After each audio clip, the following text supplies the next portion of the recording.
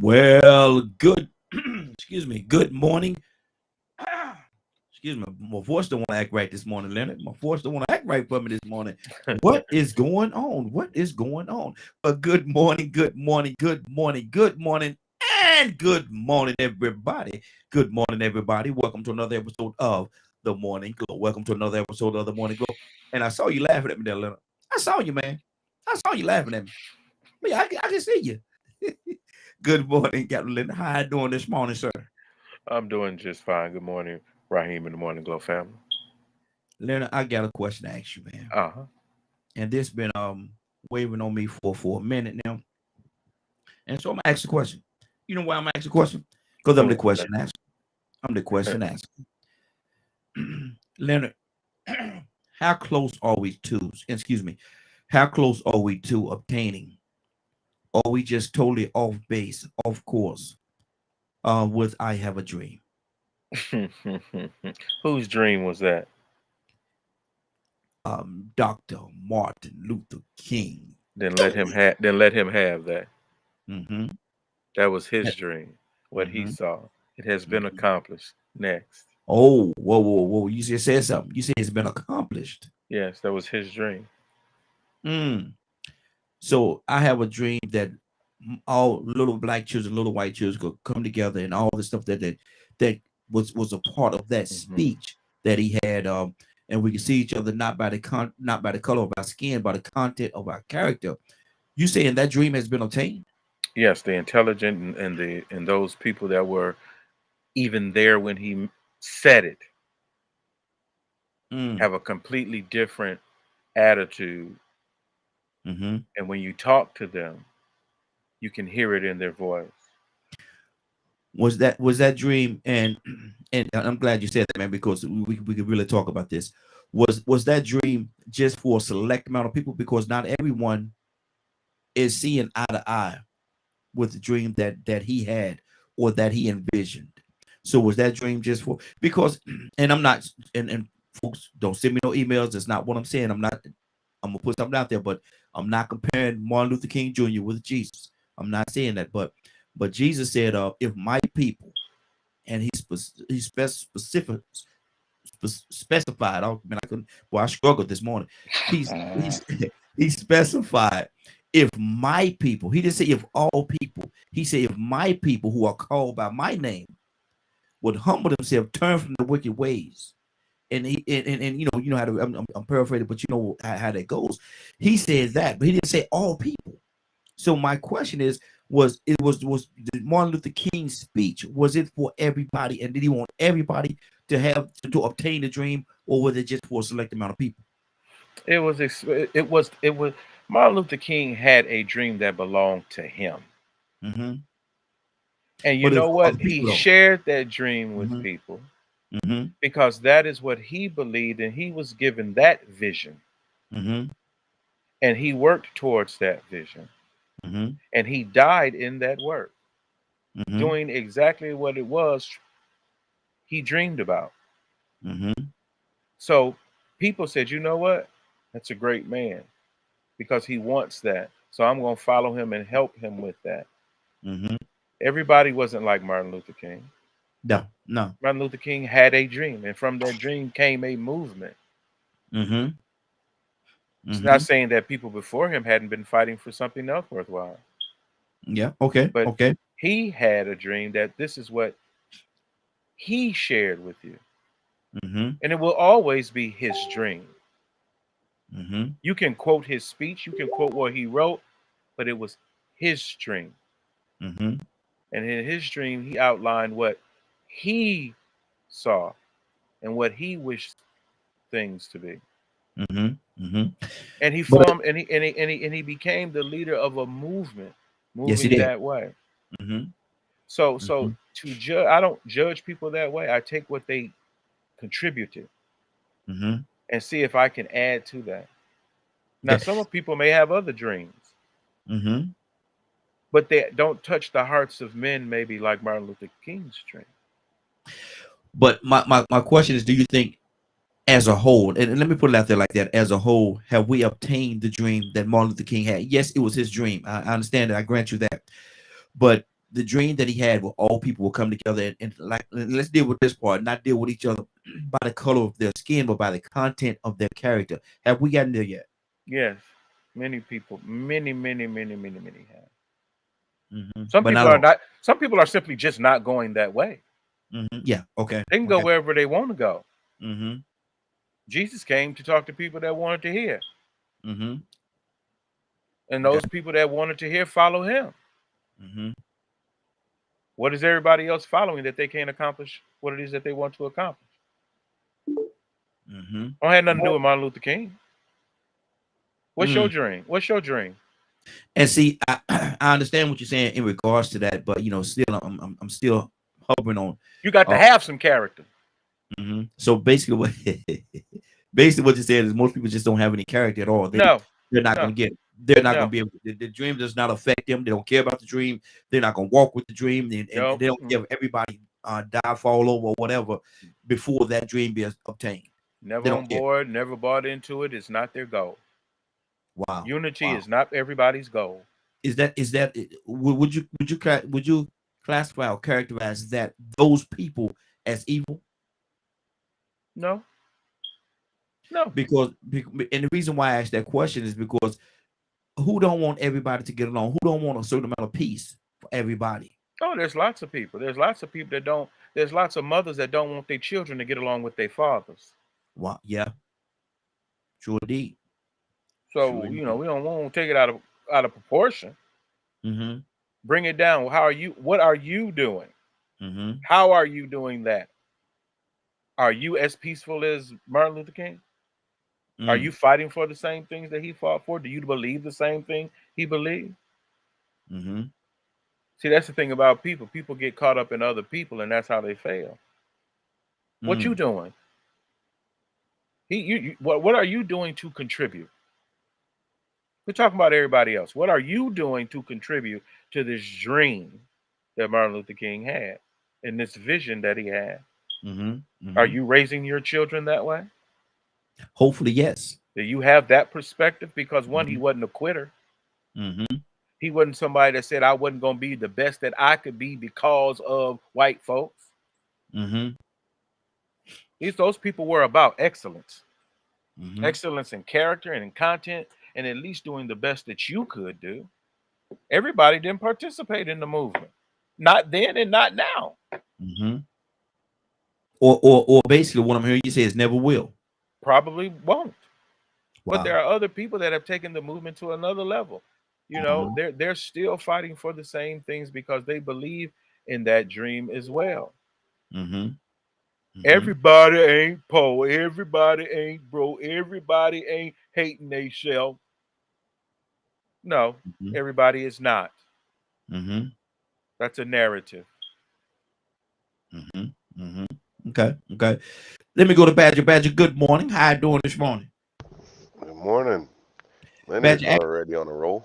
oh yes, sir. Absolutely, man. Today is Friday, bro. We tying it all together. We're gonna tie it all together today. Asking a question: where do you think we are in regards to Martin Luther King and "I Have a Dream" speech? Are we on course to obtaining that, or are we just totally off course? Do you think we would never obtain the dream that he had, where in a piece or a part of that where a person could judge each other not by the color of their skin, but by the content of their character? How close are we to that? I think there are some people that are like that, Mm-hmm. but I feel we are a minority. We Mm-hmm. get accused of a lot of things because we don't fit the mold, Mm-hmm. um, or look at things very differently. Um, it's wild. Let me take that back. Um, when a person of one race and a person of another race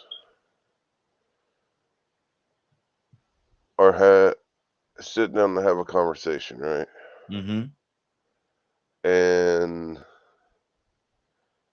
there is unless one has actually done the research of understanding the other, it's an automatic. Trying to figure out how to word it. There's going to be issues in believing what the other says. Mm-hmm. Because if you let what gets thrown on media and different rumors and nonsense and everything affect your point of view, it's going to cause issues being able to communicate on an open ground to look past what is the word prerogative? Mm-hmm. Okay. I don't know if that's the right word. But essentially where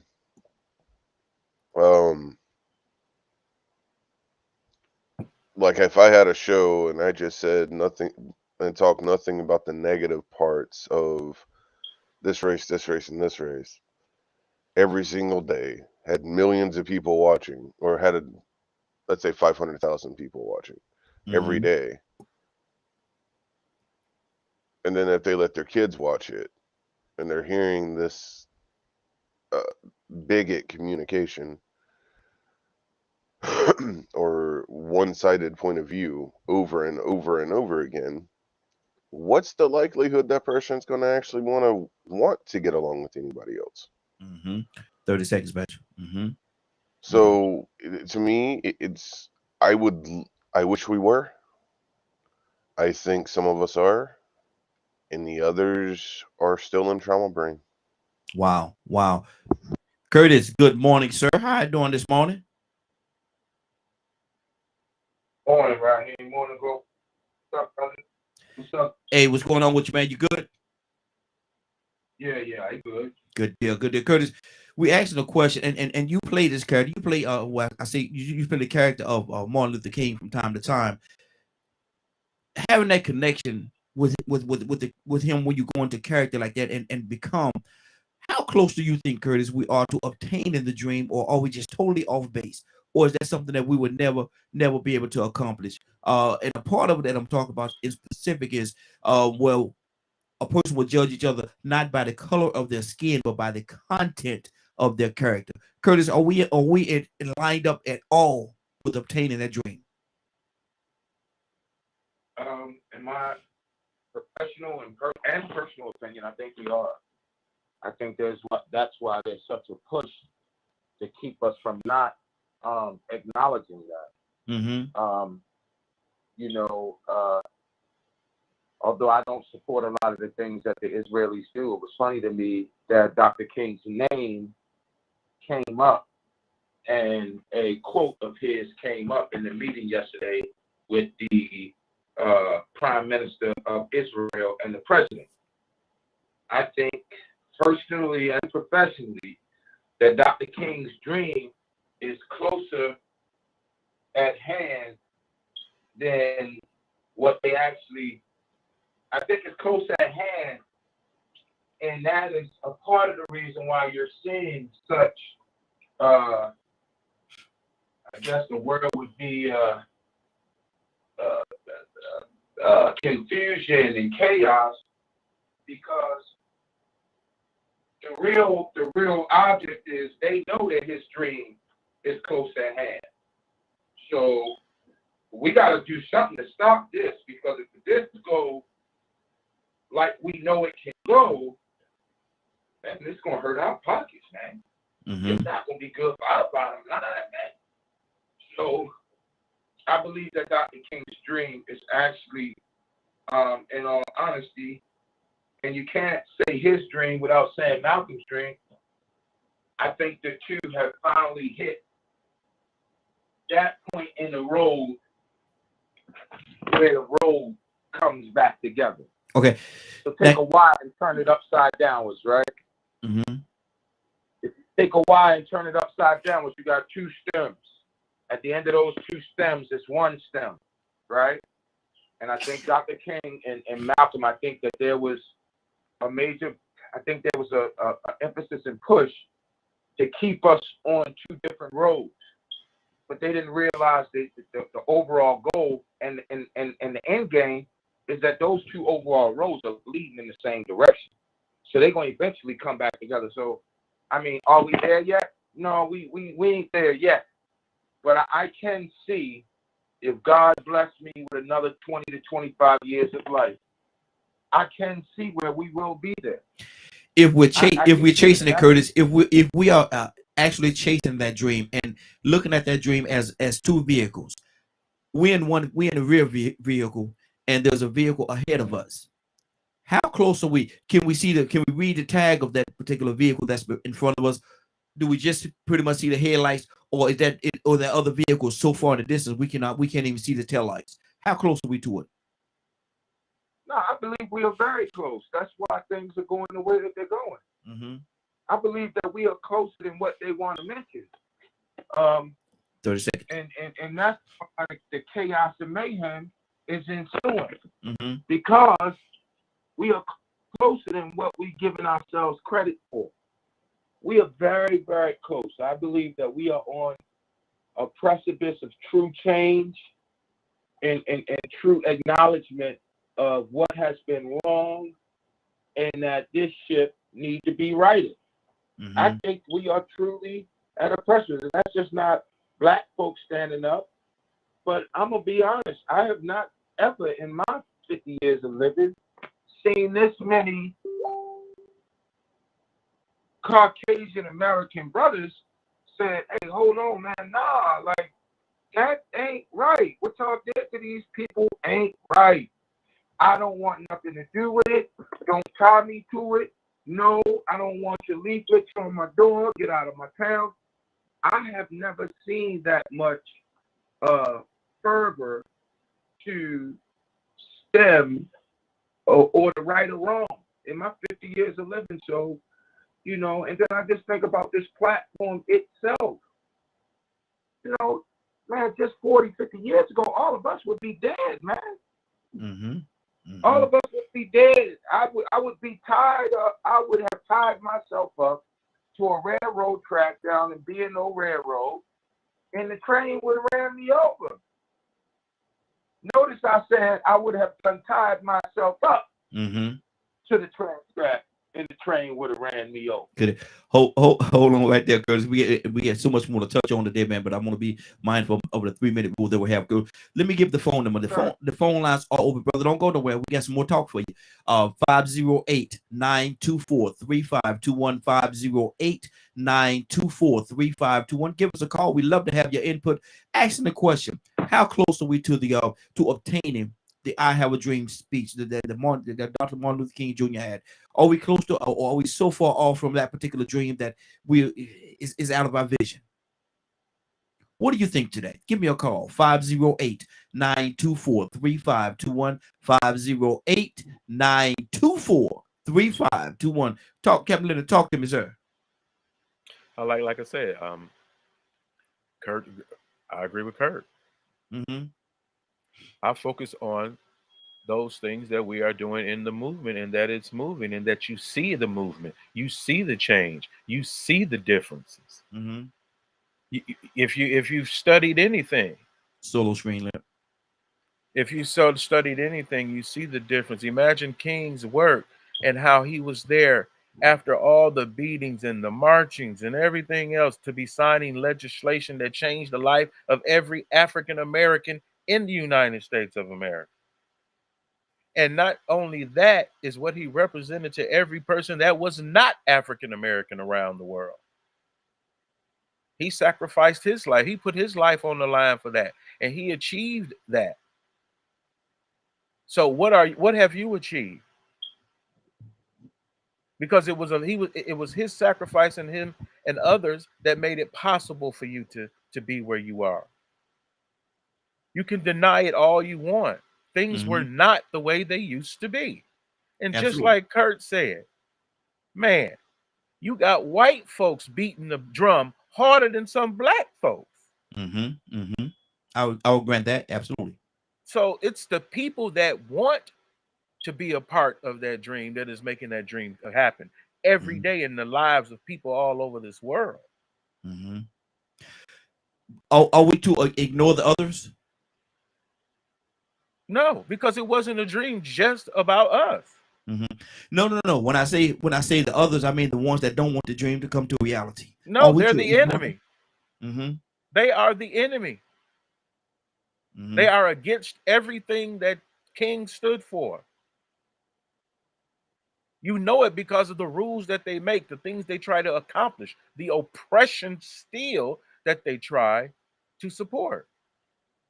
That's Even who in they are. 2022. A Even man in 2022. can't. Thank you. A man can't come to me and say one thing but do another, and I believe him and I trust him. Mm-hmm. Period. I was telling a brother yesterday, happens to be in an interracial marriage and this, that, and the other, and blah, blah, blah, blah, blah. So he deals with that on a regular basis. He's noticed the change in people and things of that nature. However, you can't say you support evil and then turn around and want me to believe that you're a good person. Mm-hmm. And so I can't let you have public office if you're against feeding children, if you're against healthcare, if you're against open and free and easy access to voting. You're not a part of that. You've chosen to be on the other side. That's just who you are. You know, if you don't want to be that person, don't do that. Yeah, we'll start talking about racism when you stop being racist. Mm-hmm.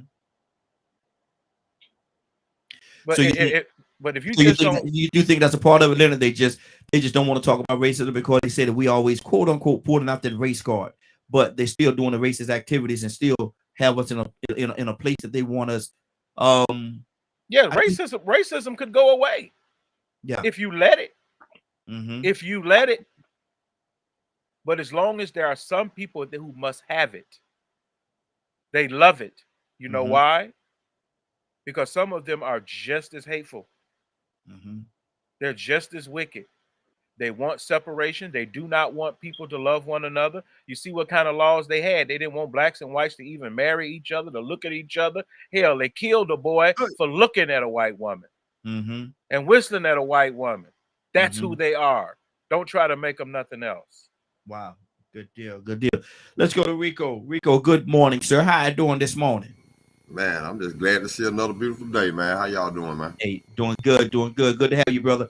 We asking a question. I want to hear your heart on this, Rico. We talking about the Martin Luther King "I Have a Dream" speech. How close are we to obtaining that particular? He said, and in particular, we talking about the part where we say a person will judge each other not by the color of their skin, but by the content of their character. How close are we to that? I made reference to vehicles. If we're two vehicles, we're in the back vehicle, and the dream is in the front vehicle. And how close are we close enough to read the tag, or the car so far down the road that we could barely see the headlights, or is that dream just totally out of vision of us? So close, but yet so far away. Wow. Still a work in progress. You know, sometimes you make improvements, and then sometimes you see a decline. And we'll never accomplish that dream fully, because if we do, then we'll think the job is done. Or the job will be done if we accomplish that dream fully. So the thing is we can't get the misperception that when we say that things are better, that things can't get worse, or that they're not a problem anymore. Because you still have the opposition that is still trying to work in the direction against what you were trying to do. And they ain't gonna never stop. They have a dream of white supremacy. An all-white country, all white this and that. And they had it at one point in time. They had it separate. They had all control and power, and they didn't want to lose that privilege and that entitlement that they had, that control. And guess what they fighting for? They fighting against that dream that you talking about. That dream that Martin Luther King spoke of. The reason why he had to speak of it, because it was a need. There was a need for that to be said. There was a need for people that need to feel equal in this country, on this planet, period.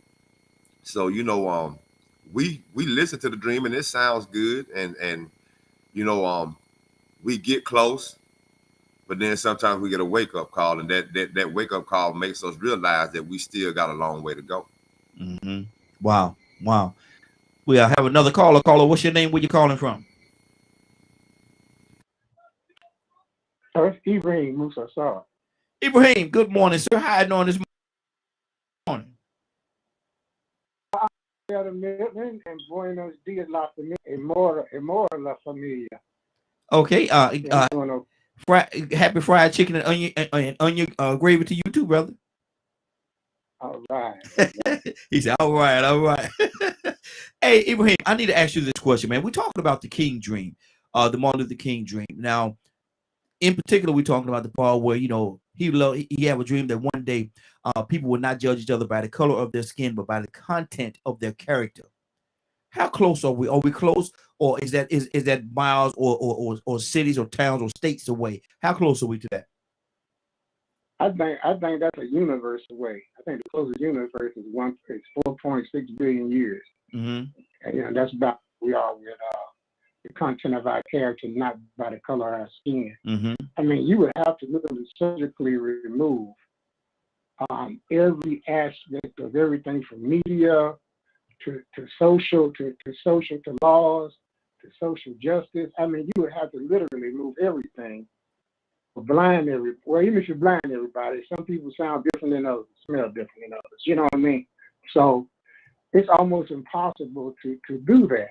But however, we can strive to be our best and recognize that and thrive on it instead of trying to run away from it. You know what I mean? Because he said, I have a dream. He spoke of everybody, of that we will meet some type of equality or we will be recognized as same. And, I don't believe in assimilation, but integration is a reality. Mm-hmm. You cannot live in a society where people are different without being integrated into that society unless you're totally on one side or another. But to assimilate into another society, I think it's preposterous because our very difference and uniqueness is what makes us a country. You know what I mean? Mm-hmm. We can't all be same assimilate. We can't be white. By birth, we can claim that we might be a girl. We could claim that we might be a boy, or that we've been assigned something. We're going to change that because you're living a lie. But you cannot escape your color. Mm-hmm. You cannot escape that. You know what I mean? It's because when they look at that, they not only see the color of your skin, they see a whole group of people that have been labeled. Everything from your behavior. I don't care how pompous you look, or how proper you look, or how perfect your diction is. You're still going to be labeled by the color of your skin as a group of people that by definition in a dictionary are ne'er-do-wells. Mm-hmm. So I don't see the only way we're going to beat this out that we have to stand up for ourselves to the table of mankind and represent ourselves accordingly. Wow. That's the only way that you be racist. To be racist, we have to stand up for ourselves. We have to do for ourselves. Mm-hmm. We have to be able to function independently. And I'm not talking about just racially separating ourselves, but being able to function independently. Say, we did this, right?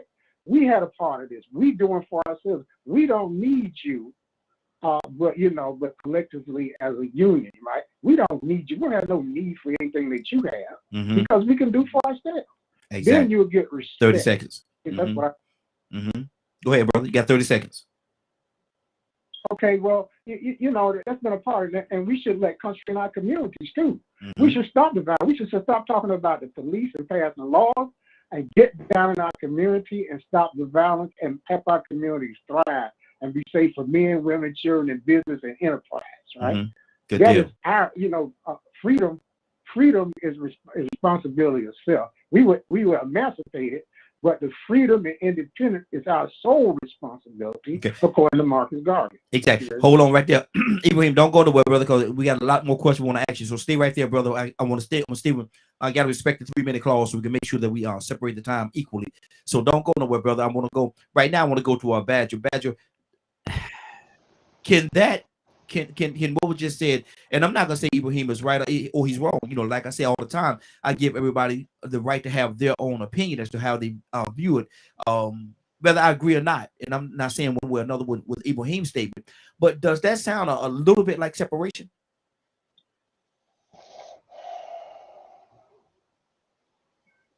Come on, Badger, your time running, brother. I'm not sure, because I talk to Leonard a lot about a lot of the things that a lot of thought processes I have to fight in white communities a lot. Mm-hmm. and a lot of it is so out there that it's crazy. Mm-hmm. And you know, talking with Leonard, he's been teaching me that, you know, in the black communities there's similarities, and I'm like, wow, that's kind of wild that, you know, there's those of us that want to see equality. We're tired of the hateful people running things, and then there's the others that just, it's almost like they push the narrative. But if you try to call them out on it, man, it's gonna start an argument, and then you have to. Is it a worthwhile argument? Sometimes I have to say no, Mm. because I think I have come to the awareness that there are some people that just need to fall on their face about 100 or 1,000 times, because I think that's the only thing that'd get their attention. Mm-hmm. Those facts don't matter. Trying to explain what portraying a narrative is don't matter. They're stuck in the way they want to think. Mm-hmm. So there is division still, but I do think we're more 50-50 in America than what it was. Mm-hmm. Okay. Then talk to me, brother. You know, when we talk about doing better and things like that, I look for the evidence. What's the evidence? Mm-hmm. If I look at the evidence, I can destroy anybody's narrative, Mm-hmm. but I can't. It's not going to change their heart. Yeah. I can make you look like a fool, Mm-hmm. but does it change your heart? Mm-hmm. Do you actually accept the truth? Not something you made up in your head. That which is based on facts and evidence. Do you accept that? If you can't, I don't think we can have many conversations, because you live in an alternate reality Mm-hmm. where things and rules don't apply to anything that you do or say.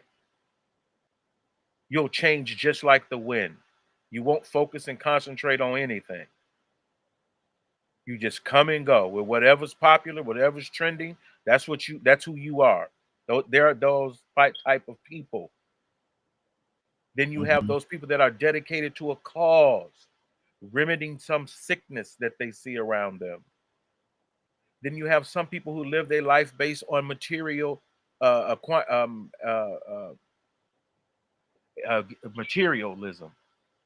That's what life is to them. They don't believe in anything after they close their eyes and die. Mm. They don't believe that they will be held accountable for anything that they've done. There are some people that don't want to uncover and be exposed for who they really are. Mm-hmm. And they go to great extremes to hide it because they know they're wrong. But if they can continue to maintain this act, this narrative, oh, I'm not this because I'm black. Oh, you are this because you black. Either way you want to spin it, it's wrong. Mm-hmm. And it's a trickery. Gotcha. We've heard that word before. Mm-hmm. Mm-hmm. Trickery. Yes, sir. That's what it is. Mm-hmm. You don't sit there and say a whole nation it ain't no good and blah blah blah when you see the evidence of all the great African Americans that have graced this planet. Mm-hmm. Come on. Not just African Americans, but African. Mm-hmm. Not just Africans, but children of God. Come on. 30 seconds. Mm-hmm. So we're not going. I don't get hung up on what one person say, because that one person could be lying. Mm-hmm. Why would you blindly follow someone else and ask no questions and do no inspection or investigation for yourself? Mm-hmm. You're the one being prepared for the slaughter. Mm-hmm. Wow. All right, good deal. Let's keep this thing going. Curtis, what's on your heart, brother? So hearing here in a minute. And it just made me think about something I saw this morning. I saw a post today, and it blew my mind, man. You know, because it's Hey Curtis, talk directly into your phone for me, brother. Yeah, it blew my mind, man, because it spoke to exactly how I feel about our present state in America. On the post, cartoon post, and it was a post of a man, an old man and his wife riding a donkey. And it had the captions of what the people, was two people standing there watching, was saying about the old man and his wife. So in the first picture, it was the old man and his wife riding the donkey. The caption said, "Oh my God, look at that. All those people on that donkey's back. I feel for the donkey." So then in the next caption, the lady wasn't riding the donkey, she was walking. And it said, "Oh my God, what kind of man is he to have that woman walking?" On the next caption, it was, he was walking and the old lady was riding. Oh my God. Look at that man allowing his wife to ride the back of that donkey. And the last caption, they was walking and they was walking along with the donkey. And it said, "Oh my God, look, these people don't even know how to use a donkey properly." And it just made me think, and like, we in American society, we have gotten so comfortable with the criticism of each other that we don't. It's not saying what you were saying yesterday, Rodney. You know, and I say it all the time. Somewhere I read, you know, a house divided against itself will not stand. You know, this judgmental idea that everything somebody do or everything somebody did is cause for judgment. That's not cool, man, because at the end of the day, the same tongue ye judge ye not, for the same tongue that ye judge with will be the same tongue that ye will be judged by. So I don't have too much more to say. We all know the story. We all know the history.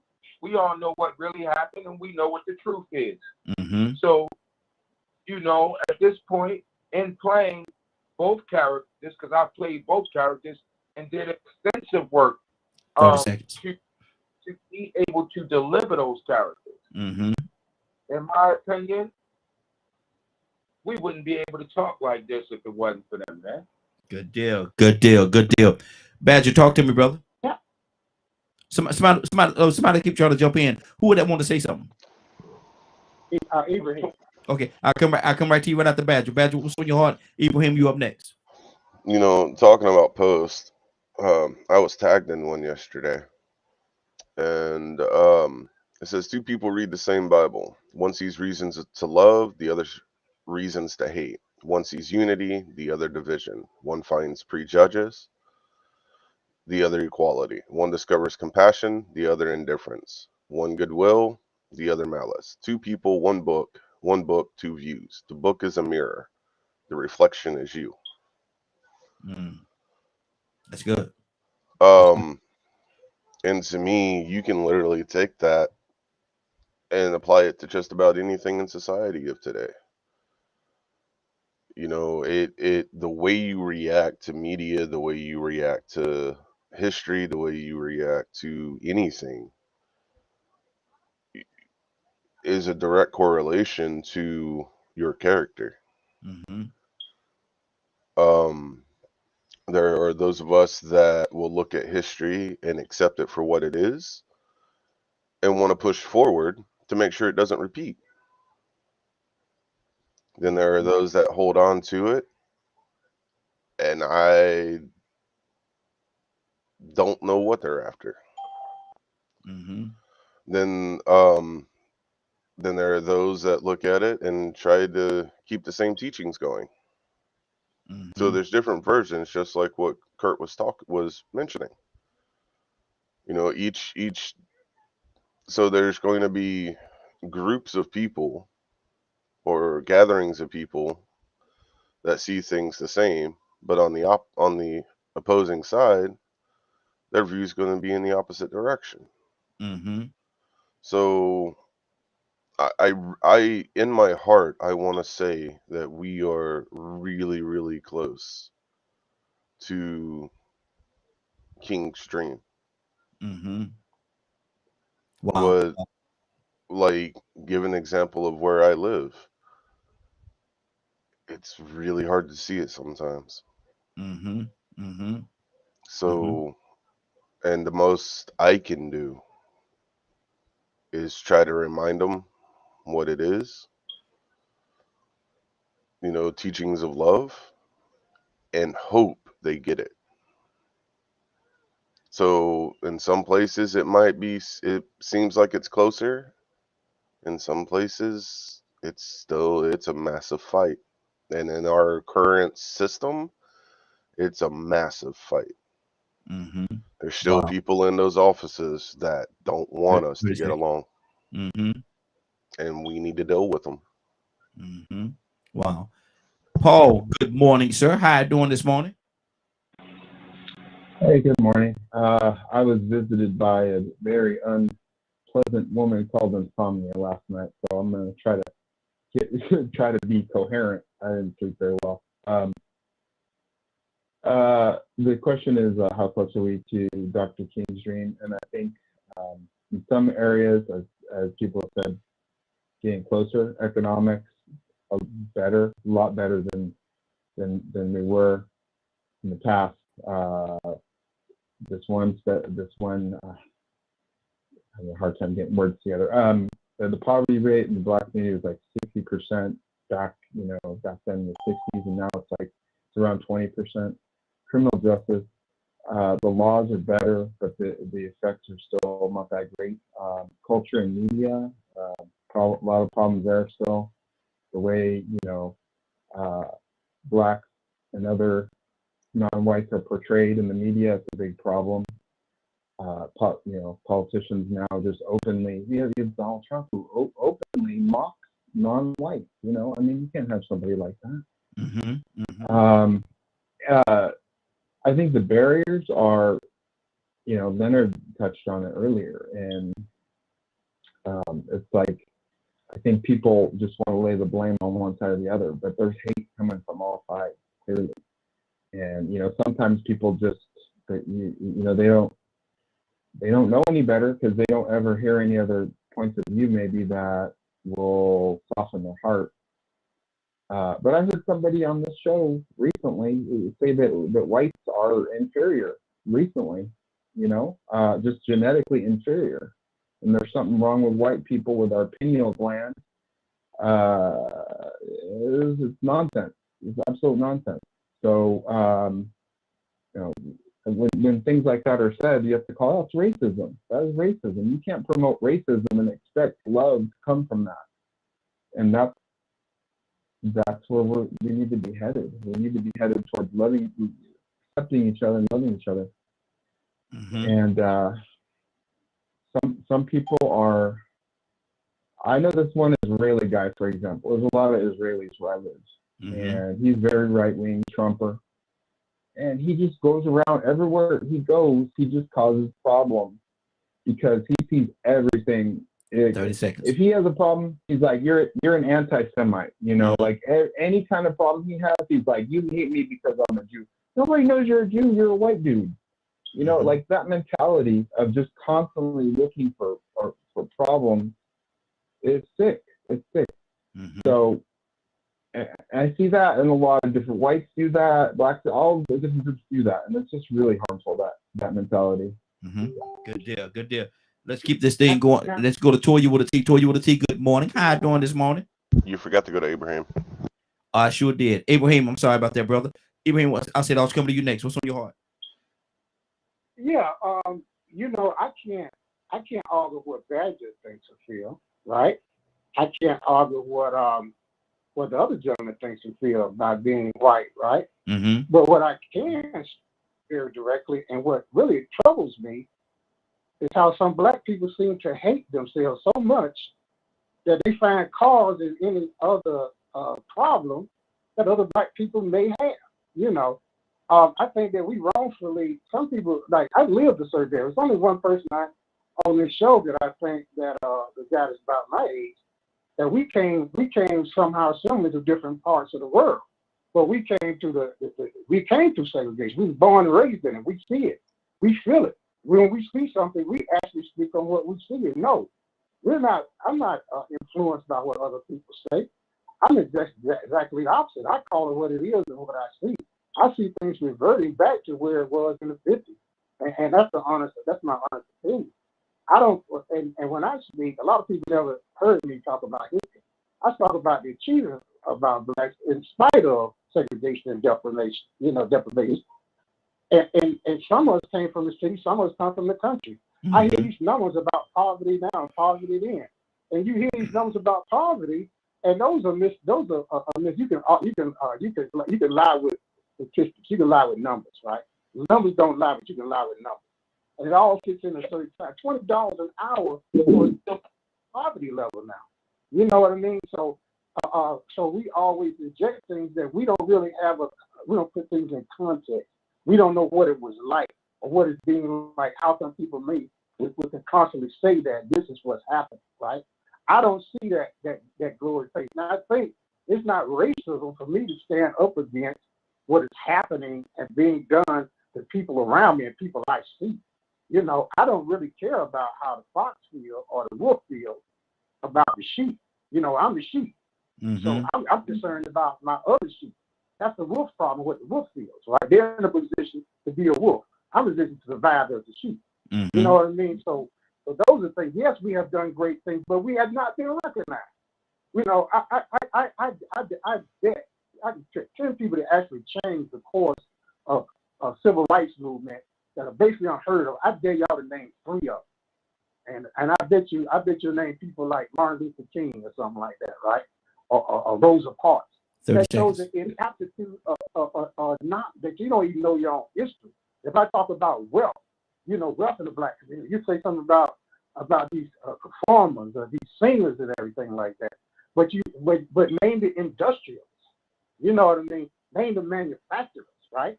This is the type of problem that we have when we look upon ourselves. Yeah, I believe I don't look at white people individually as a person, right? That might hate me. They show me that. I know when I know what I see a white person wearing or attitude towards me or waving a Dixie flag. I think that's an automatic rebuttal to my very existence. But at the same time, wrap it up, bro. At the same time, right? I look at the politics, right? Mm-hmm. When I say racism, you hear me say I say a European ideology. Mm-hmm. Ibrahim, stay right there, brother. Stay right there for a second. We're gonna come back to you because you got a lot you want to say, and I definitely want to hear what you got to say. But I got to stay within the window of my 3 minutes. So hold fast for a second, right there. Toya with a T. Good morning, young lady. How you doing this morning? Good morning. How y'all doing? Hey, doing good. Toya, we're talking about the Martin Luther King I Have a Dream. And in particular, we're talking about the part where he says, I have a dream that we would judge each other not by the color of our skin, but by the content of our character. How close are we to that?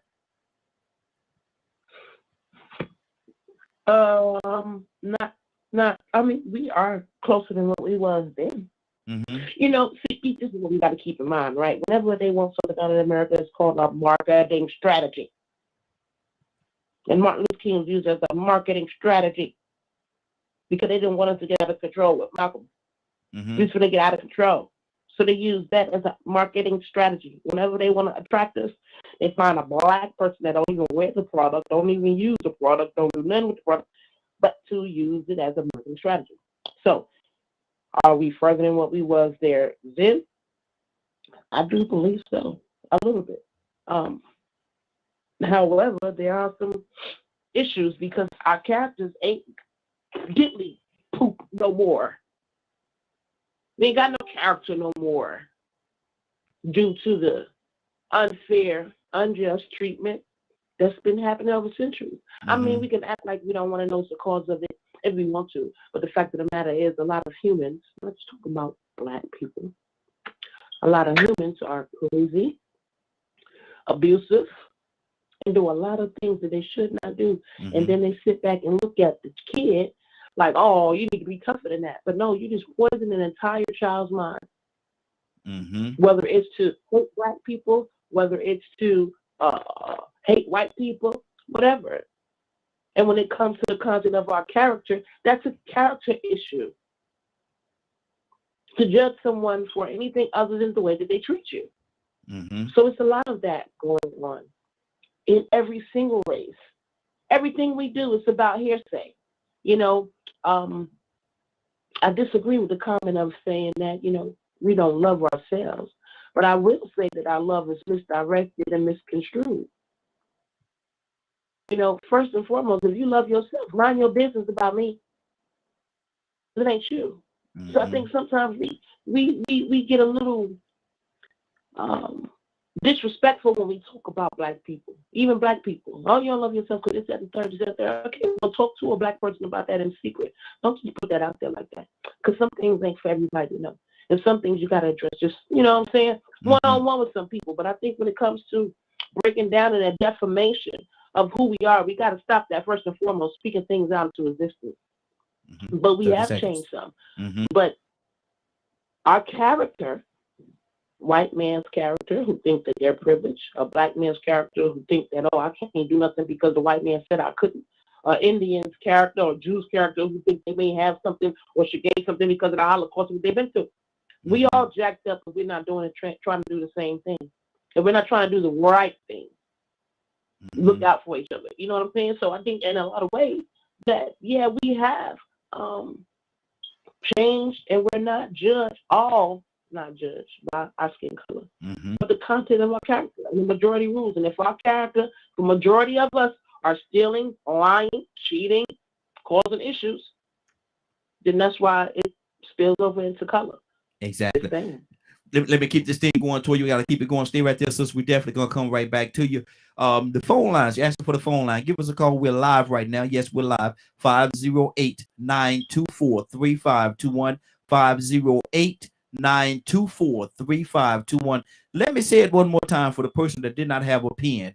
508-924-3521. Rico, talk to me, brother. What's going on, man? Talk about the same thing. Huh? Okay, y'all on the same thing about the dream speech? Yes, sir. Well, you know, I'm gonna tell you, man. Ibrahim's first comment was a grand opening, grand closing. You should have just recorded that comment he made, and from now on, every time you come on and you ask a question, just play what he had to say. It was the beginning and the end of everything, the solution. I mean, he really knocked it out the park that first time. So now, you know, since I see that y'all on the same question, you know, a few people didn't hear what I said the first time. The first time I said we are so close, but yet so far away. Yes. And that's going to continue to be the action of King's dream speech. Because in this thing we call life, the book and the story don't end until the end. And as long as there ain't no end, there's going to always be somebody trying to oppose or accomplish their own agendas that might not agree with yours. So now we have conditions that are created. These conditions over here in this country, this condition called racism, that didn't always exist, but somehow people benefited from it. It became profitable. They benefited from it because it made things easier for them. You know, there's a whole lot of things that came that derived from racism that some people are gonna never want to let it go. So right now, you know, it's subliminal and unconscious. I was listening this morning, they were talking about politics and how the Hispanics are starting to lean more toward the Republicans. Yes. And, you know, when you think about that, I can understand why. Because like Toya just said, and pretty much like what Ibrahim just said, right now we're overlooking character and honor, equality, and looking for financial and economic growth individually. And so that'll make people overlook a lot of things. You know what I'm saying? I mean, look, it's going to be some black people going to come on here and going to say in a minute, I don't see what everybody's talking about. We're doing great. We have black people doing this, and we have black people doing that. It's going to always all boil down to finances. It's going to all boil down to what we're doing with the dollar. But when it comes to the neighborhood, when it comes to the judicial system. You know, we still got a lot of protesting. Black Lives Matter don't exist because we're in a better place. Mm-hmm. You get what I'm saying? A lot of these protesting organizations have happened after King gave his speech. Mm-hmm. You know what I'm saying? George Floyd and Ahmaud Arbery, that happened after King gave his speech. Mm-hmm. So we still got an issue. So has the dream been accomplished? No, not by far. But we are in a better place. But let me say this. I do think that sometimes it's good for us to say out loud some of the things that we say about us not loving ourselves. Because guess what? They don't think we realize it. They sit back and you ever heard somebody say, I wonder why when y'all have protests, you tear up your own neighborhood. I don't understand why y'all do that. And you know why they say that? Because they think to themselves, man, they can't love themselves. They can't value themselves. They don't even value their own community. So to know that we even understand that ourselves and recognize that, it lets the enemy know, wait a minute. They do realize that they are not loving themselves properly because they're moving out of order. And now they're acknowledging it out loud and trying to wake people up. Now, maybe we do need to be quiet about it so we won't become that Messiah Rico, that Judas came after. Okay, Rico, hold right there, brother. Hold right there, brother. I gotta keep it going with the 3-minute thing. I gotta honor the 3-minute thing to make sure I give everybody adequate time. I'm coming back to you though. Don't forget, write it down, Rico. Don't forget what you were saying because I want to hear the second part of it. But right now, let me go to Leonard. Leonard, what's on your heart, brother? You know, I'm just listening to, I've always been a certain way about certain things and employed to do certain things for certain people. Seen situations from all sides of the coin. And the truly good men that have come and gone and stood for a great cause, I give them respect because despite the wrong that was going on, they never stopped trying to do the right thing. They never gave up and they never gave in. And that's what they did till they died. Even working with folks that marched right next to King himself, still about their business, doing the best that they could to push this fight against injustice. And when talking with them that actually did it, like say, for instance, people talking about segregation, some people don't understand segregation. Some people don't desire segregation. Segregation is not the answer to our problems. Leonard, people have. Let me throw something at you real quick. I'm looking at the one of the apps that we have here. Somebody said, I'm trying to read this a little bit away from the screen, so I'm gonna read it the best I can from where I am. Let me put my arm right there so I can put some shield behind it. Okay, because some black people know that if we build something, it's because they allow us, and they can tear it down whenever they get ready. Whenever they get ready, what do you say to that mindset? Dig a hole and get in it. You're already dead. You can't even think past racism. You can't even think past racism. What a shame. What a shame. Shame on you and shame on those wicked white folks that created it. Now, if your fate is tied into what they said, dig them holes and get in there now and get out of our way. Period. 508-924-3521. 508-924-3521. I don't know who that is that said that is somebody on the app, and I definitely appreciate your opinion and appreciate you being here with us. If you have an opportunity, if you have a few minutes, give us a call. 508-924-3521. 508-924-3521. Badger, what's on your heart, sir? I don't want to go after that. Okay, then I'm gonna move on. Hold on for a second. He said I don't even want to go after that one. Okay, let's go to who we got. Brother Pete, snuck in on me, brother. Good morning. How you doing this morning? Good morning. How y'all doing this morning? Hey, AM Radio, Morning Globe panel listening audience. Those giving contributions that have a cell phone, and we requesting to call in, and we might hear your voice and your opinion. Absolutely. We're talking about the King's speech, and in particular, we're talking about the part where he said, I have a dream that one day that you would not be judged by the color of your skin, but by the content of your character. Pete, I need to know your heart of hearts, brother. How close are we to that, or are we just totally off base? The day that came and went. Wow. Wow. Listen, if you are, dear brother, football catcher Lynn Swan, the multiple ring NFL Super Bowl holder, always scoring touchdowns. Just try to articulate that to the family. Listen, the people who are judging you, the people who are holding you, the people who don't like you, the people who hate you, the people who push these separated, divided, ignorant, stupid, beyond unconscionable and interpretable positions of outright, what is a word for it? Because it has no purpose, no value, no meaning, no nothing. Mm-hmm. Why are you valuing that? Why are you listening to that? Mm-hmm. Listen, can't nobody tear down nothing that you build if you defend it, dummy. Come on. Mm. Let me tell you something. It ain't a man alive that can't be killed. It ain't one alive. So if you willing to defend what you build, then guess what? Ain't nobody gonna tear it down. The bottom line. Mm-hmm. The bully believes and understands bullying, but they understand bullying. See, quit being scared, quit being a punk.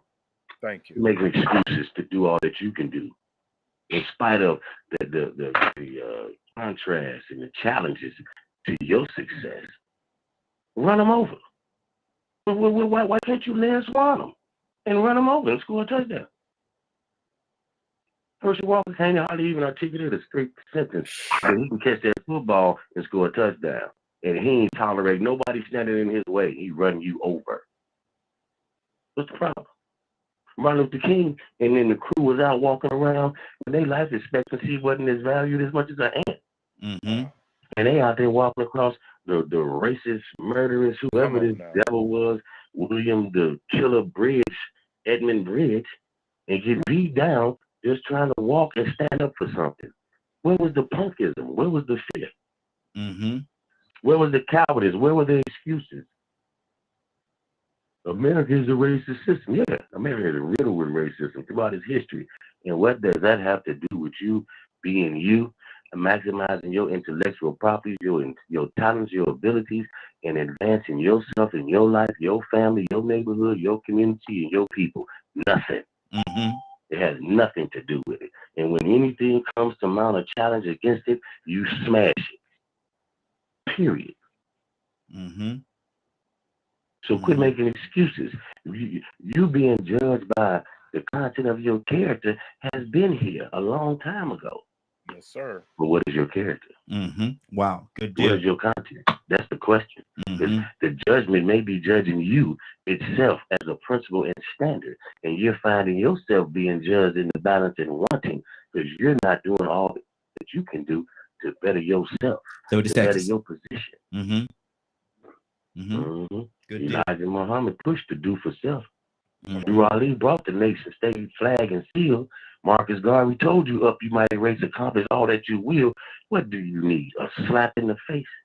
To wake your dead, sleep self, coward, punk butt up, ignorant self up to do all that you could do. Wow. Quit making excuses. Good deal. We know what the challenge is. When we gonna mount up and roll over the challenge. Good deal. And offer no excuses. I got something, Ryan. Just your position and success, whether you like it or not. Good deal. We have another caller from the 919 area code. 919 area code. What's your name? Where you calling from?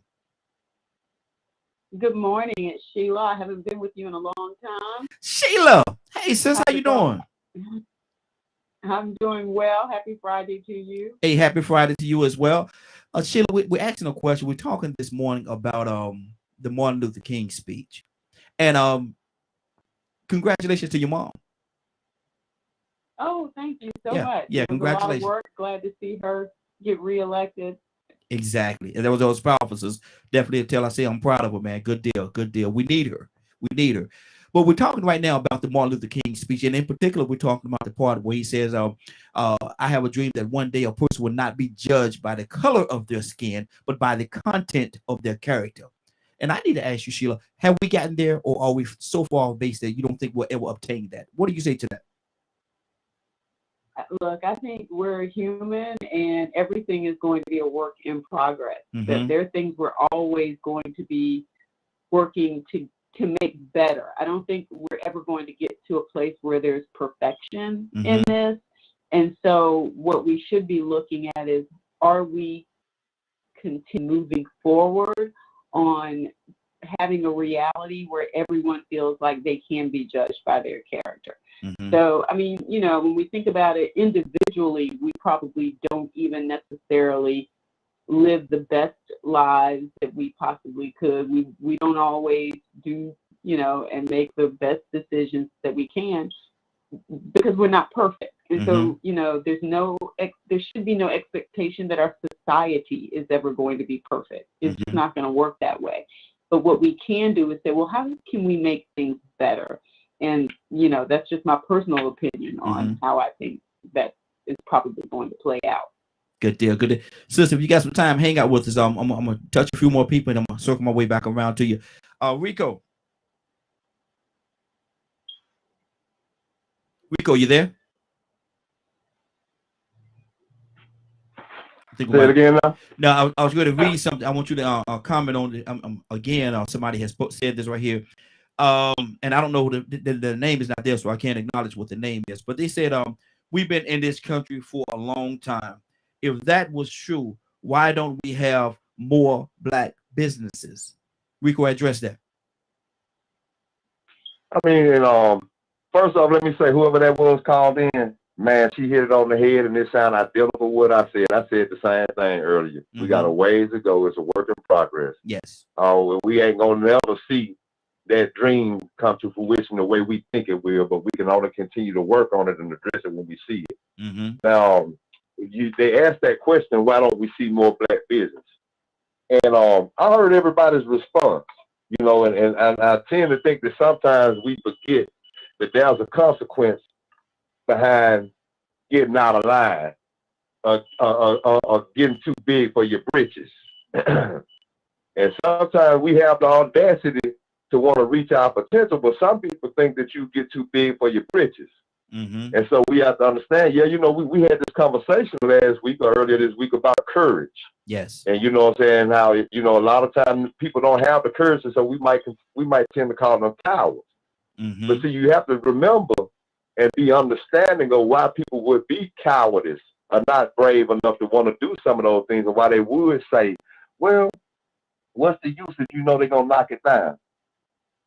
Well, the thing is that they got history to go by. The most powerful people that you talk about, everybody speak about Martin Luther King, but what happened to him? Everybody ain't trying to die. See, it's easy to talk that talk. It's easy to talk that talk. But you still got to remember that everybody ain't willing to die. And when we talking about, quit being a coward and this and that, we got to understand what we telling some people that they willing to sacrifice, because these people killed their own president and his brother. They bombed their own towers. You know, when you do, they already did us, Tulsa, Rosewood, Wilmington. If you know your history, then you know we know what they did to discourage people from trying to get a little bit too big for their bridges. They had time to horses and rip them apart. They done showed you what you're gonna only go so far, but you get too far out of line, we will Fred Hampton you. Wow. Those are things you just can't blow that over and then hold that against people for knowing that if that causes people to be afraid, to be courageous, that means the devil accomplishes goal. That's what he intended to do. And so you got to understand that that's what's going on. Yeah, true enough, they might be cowards, but you got to understand why. The average person would be scared to be massacred and slaughtered. Like that, especially when you are powerful. I mean, these are powerful people that they killed and got away with it. They walk away free. They staged scenes and everything, rigged evidence to get their goals accomplished. So, I mean, we got to remember, you know what I'm saying? I ain't going to tell nobody go dig no hole and jump in it. I'm going to just try to talk to them and say, well, look, man, maybe you can move a certain way, but at the same time protect yourself. Mm-hmm. Maybe you can move covertly. Maybe you can strategize a little bit better and not be so far out there and don't make the same mistake. You know, I don't want to discourage nobody from wanting to open a business.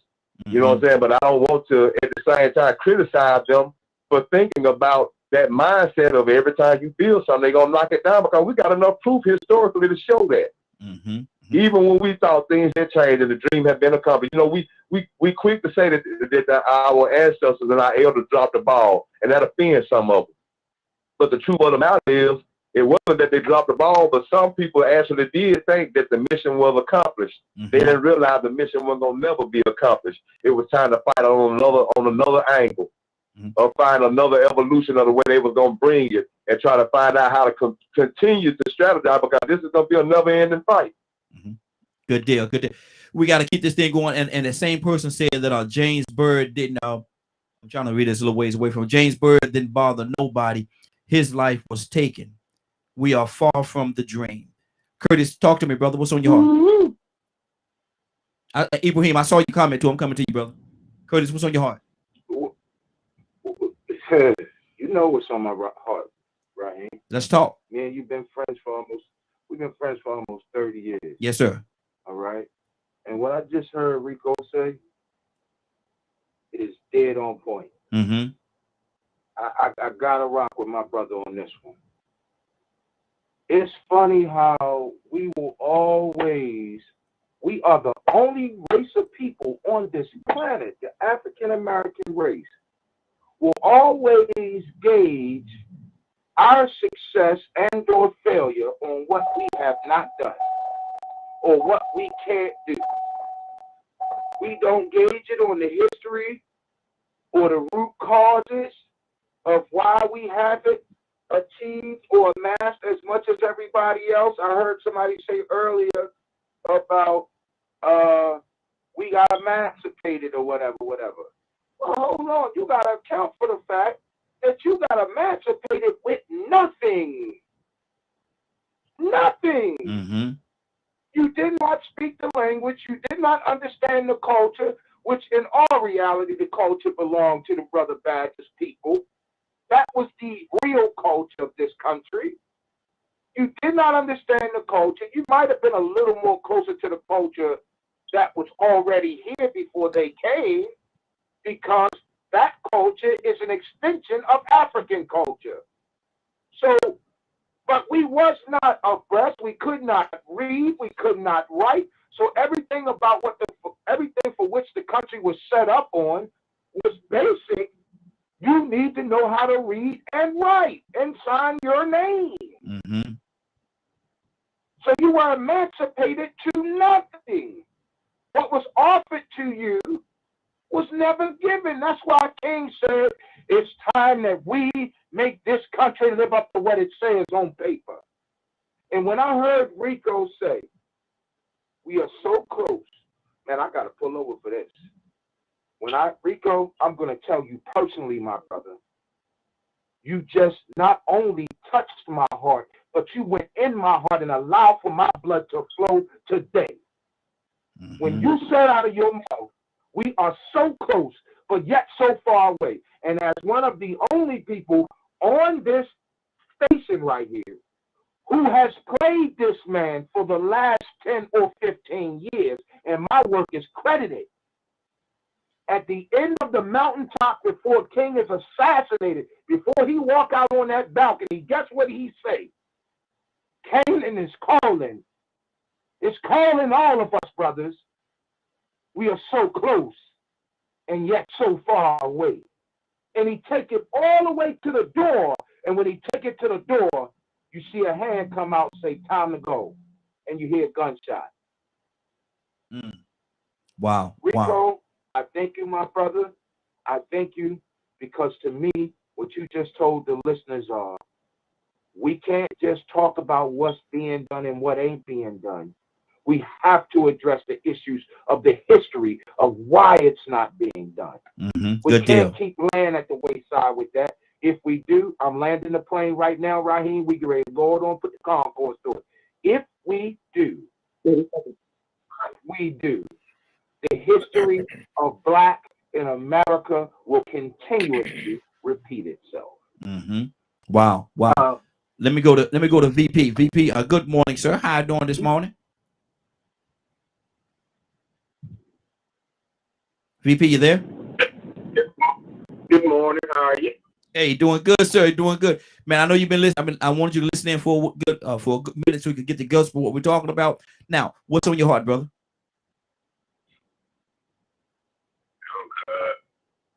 I was literally coming up with each one, and then Rico definitely, I think, is the one that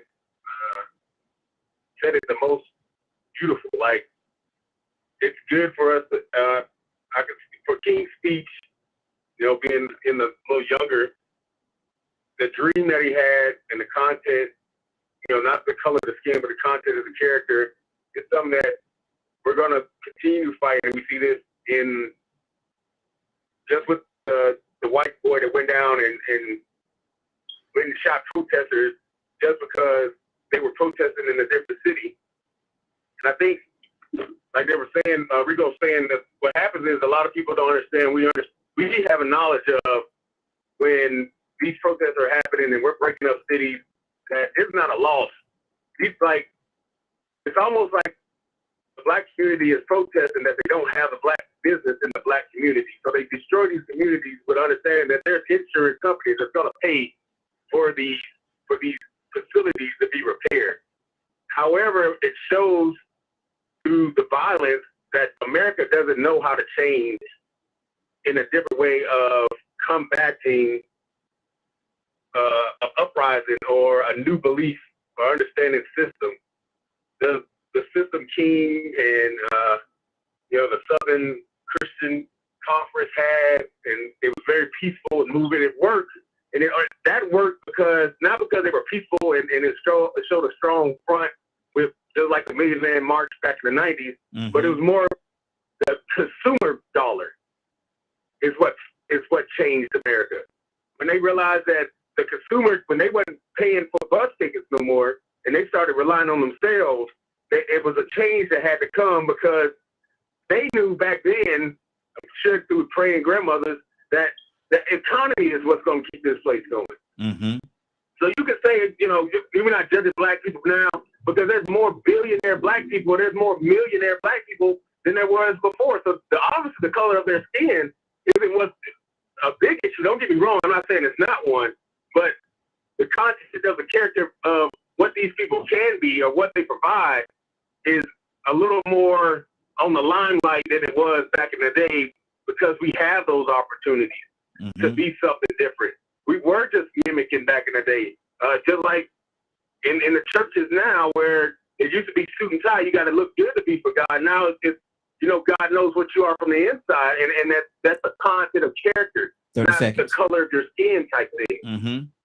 I think it's more of it. You want to see a change, it's going to be how the Jay-Z's and the Beyoncé's are doing it, where it's a philanthropist type culture. We're sprung on the education, which is fine, but we understand education is also a system that was put together to help drive up debt because the jobs don't match that. And black people thought that's something you want to do. Now you got more black people in debt trying to pay back student loans than it is waiting for reparations to come back and them getting this 40 acres and a mule, trying to learn a system that ain't there no more. Wow. Good deal. We got a lot of people. I know we got a lot of people that just actually on here, and a lot of people that want to see something. Y'all have to be patient with me today because this is a real tough, sticky topic. Yeah. And so my thing is, you know, I'm going to circle my way around. And so everybody be patient with me. I'm definitely we got a lot of people here today. So I'm definitely going to make my way around to each and every one of you right now. Let me go back to Sheila. Sheila, what's on your heart, sis?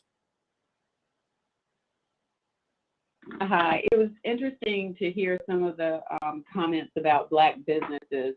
So I'm an attorney. I work primarily with business owners, people who are starting businesses and those that have been in existence for a while that are maybe looking to expand services or locations.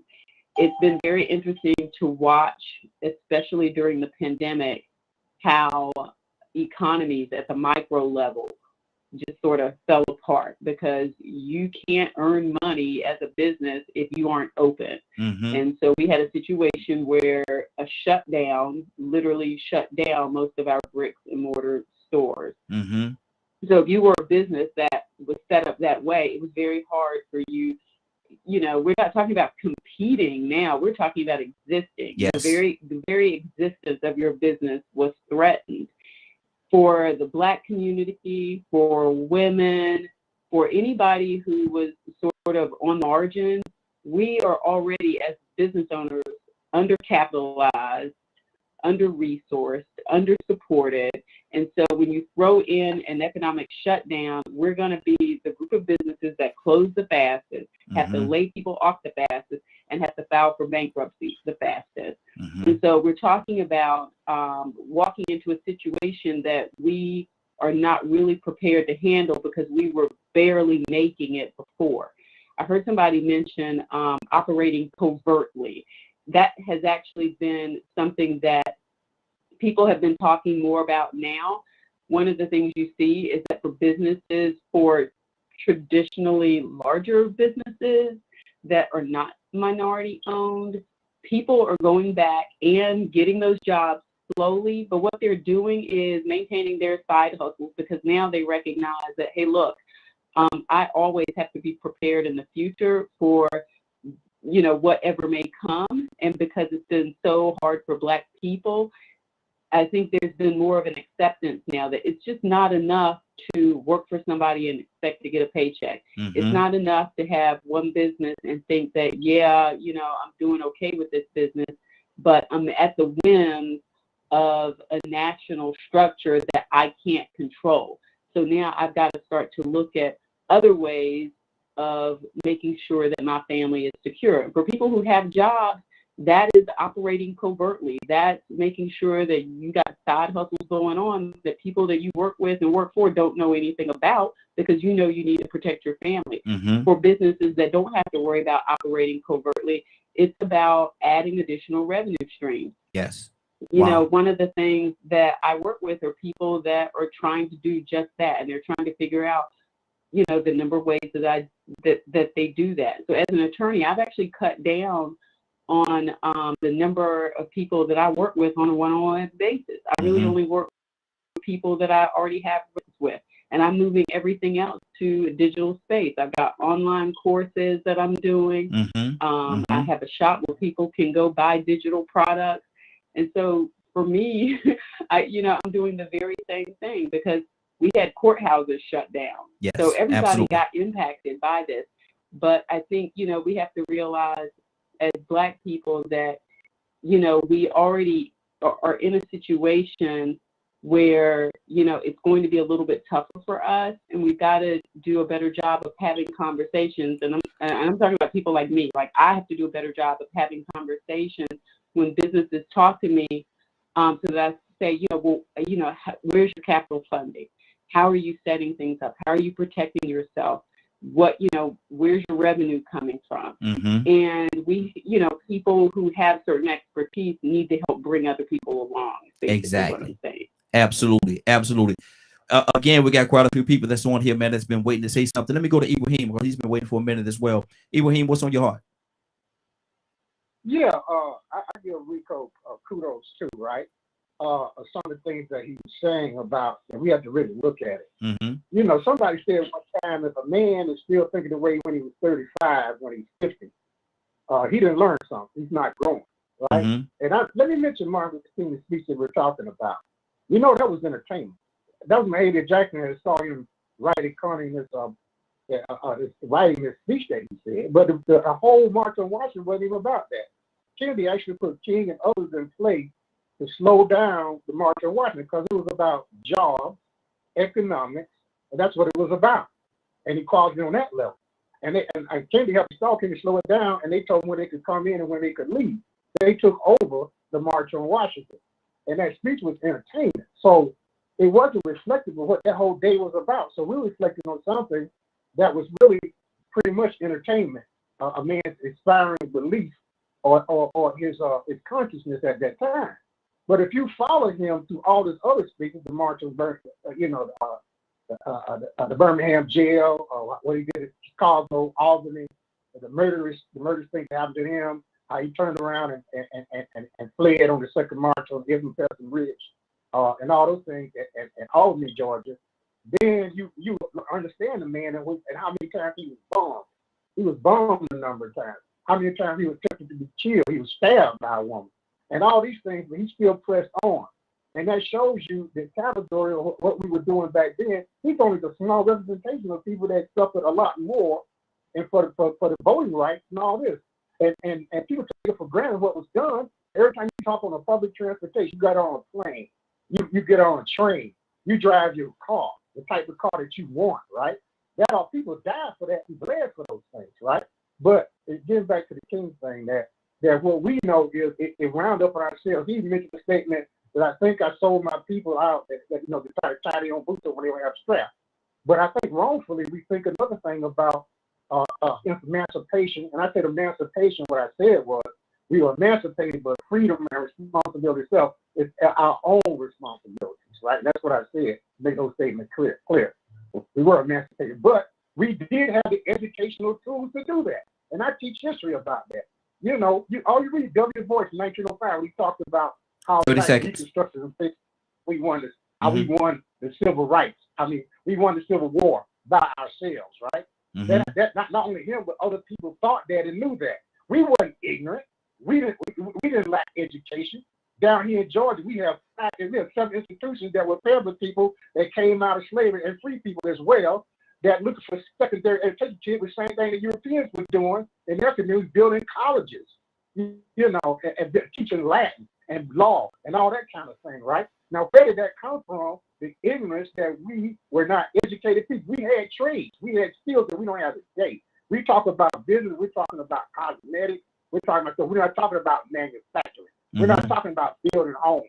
We're not talking about, our people were more intelligent then because they talked about poverty, we look at poverty in terms of money. They had phone and rent, they could feed themselves during Reconstruction, during 1935. Okay, Ibrahim, we got to keep it moving, brother. Ibrahim, hold your thought. Put a mark on your paper right there, and we're gonna come right back to you. Leonard, what's on your heart, brother? Oh, yeah, I'm just listening at this point because my mind just glazed over. Okay. Because I'm so not into certain things. The speech, go read it. Has a lot of good stuff in it. It's a great speech by a great man who did a great thing. I don't need to destroy what this man did or talk down about this man for any reason whatsoever. Thank you, Leonard. I will not do that, and I will not participate in anything like that. Hold on, Ibrahim. Ibrahim, we do not. Ibrahim, you know we don't do that, brother. Ibrahim, you know we don't do that, brother. That ain't how we do it here. We if nothing else, we're gonna respect each other. We don't do that. Go ahead, Leonard. I respect every person's contribution to this movement. Every single one of them, no matter how great or how small they may have done what they done, they did something. I know that I am not going back anywhere with anyone, regardless of what color they are. I don't care what you say. I will not place myself beneath the feet of the enemy, ever. You just had one. You can hear it in that sister's voice when she spoke about what she was doing to secure her family. But you heard a man say and expound on us believing that we can't do this and we ain't gonna do that and everything we build will be destroyed and there's no hope whatsoever. And then you wonder why you see things moving the way they move. Black businesses, we have thousands of black businesses all over the United States of America. Something that Black Wall Street could never have imagined. But what you do, you go back and you talk about those people in that little bitty town as if nothing survived. No one survived. As if black people have nothing today. Some of you sit right here on this phone. Call in, you got more, you've done great, you have children and everything, and you have prospered. But you talk like you haven't. That's what bothers me. 30 because seconds. how are you going to inspire young people and teach them that they are slaves to white people? Still to this day. That is another miseducation. It's not the one that you all been eating off and making popular. It is the truth of the matter. Are you miseducating your children with this rhetoric about what they can and cannot do? Are you doing that to your children? Ask yourself that. You talk about unity. Have you reached out to the last person that you cussed out?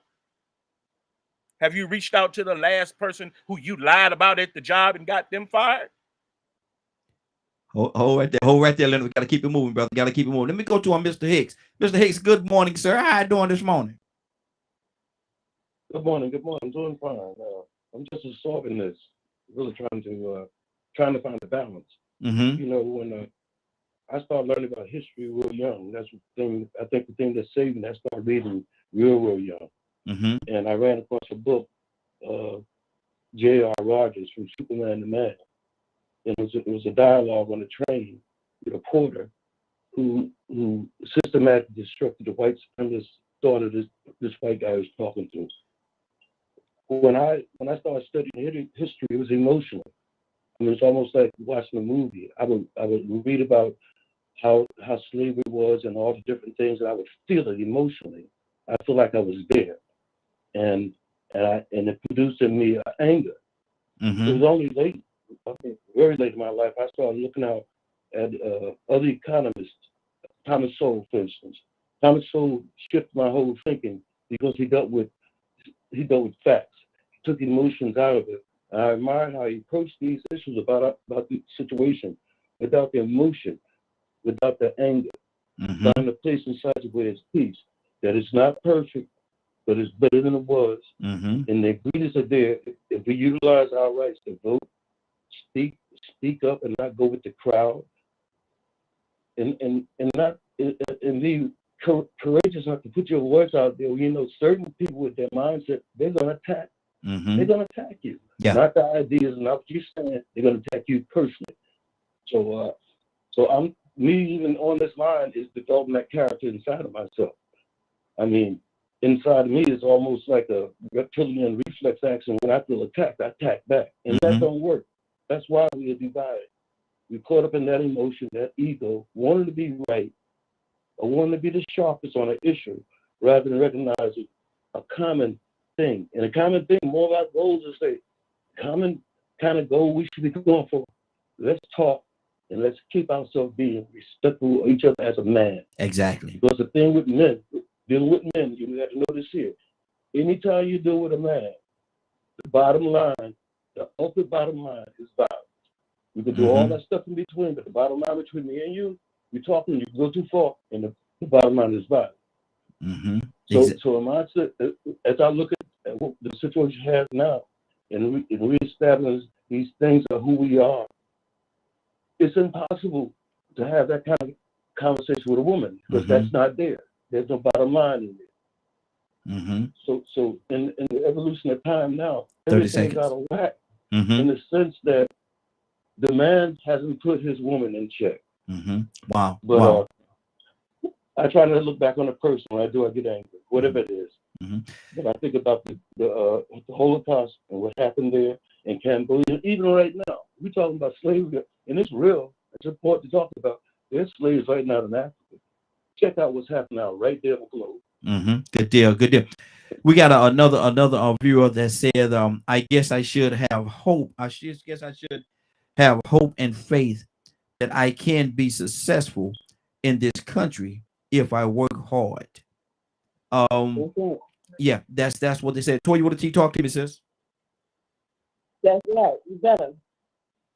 Because all of this is about mentality and overcoming. You know, looking at it from different angles. In order to be the best, you have to beat the best. You understand what I'm saying? And you have to be prepared at all times. So you have to have hope But there's work you got to put into that hope. We know what's required. We need to do it. We know what the circumstances are. We know what the problem is. We know what the problem been. We need to do the work. And we're not doing the work. And not only are we not doing the work, we're not doing it with greatness and excellence. Brenner made a point there. Thousands of black businesses.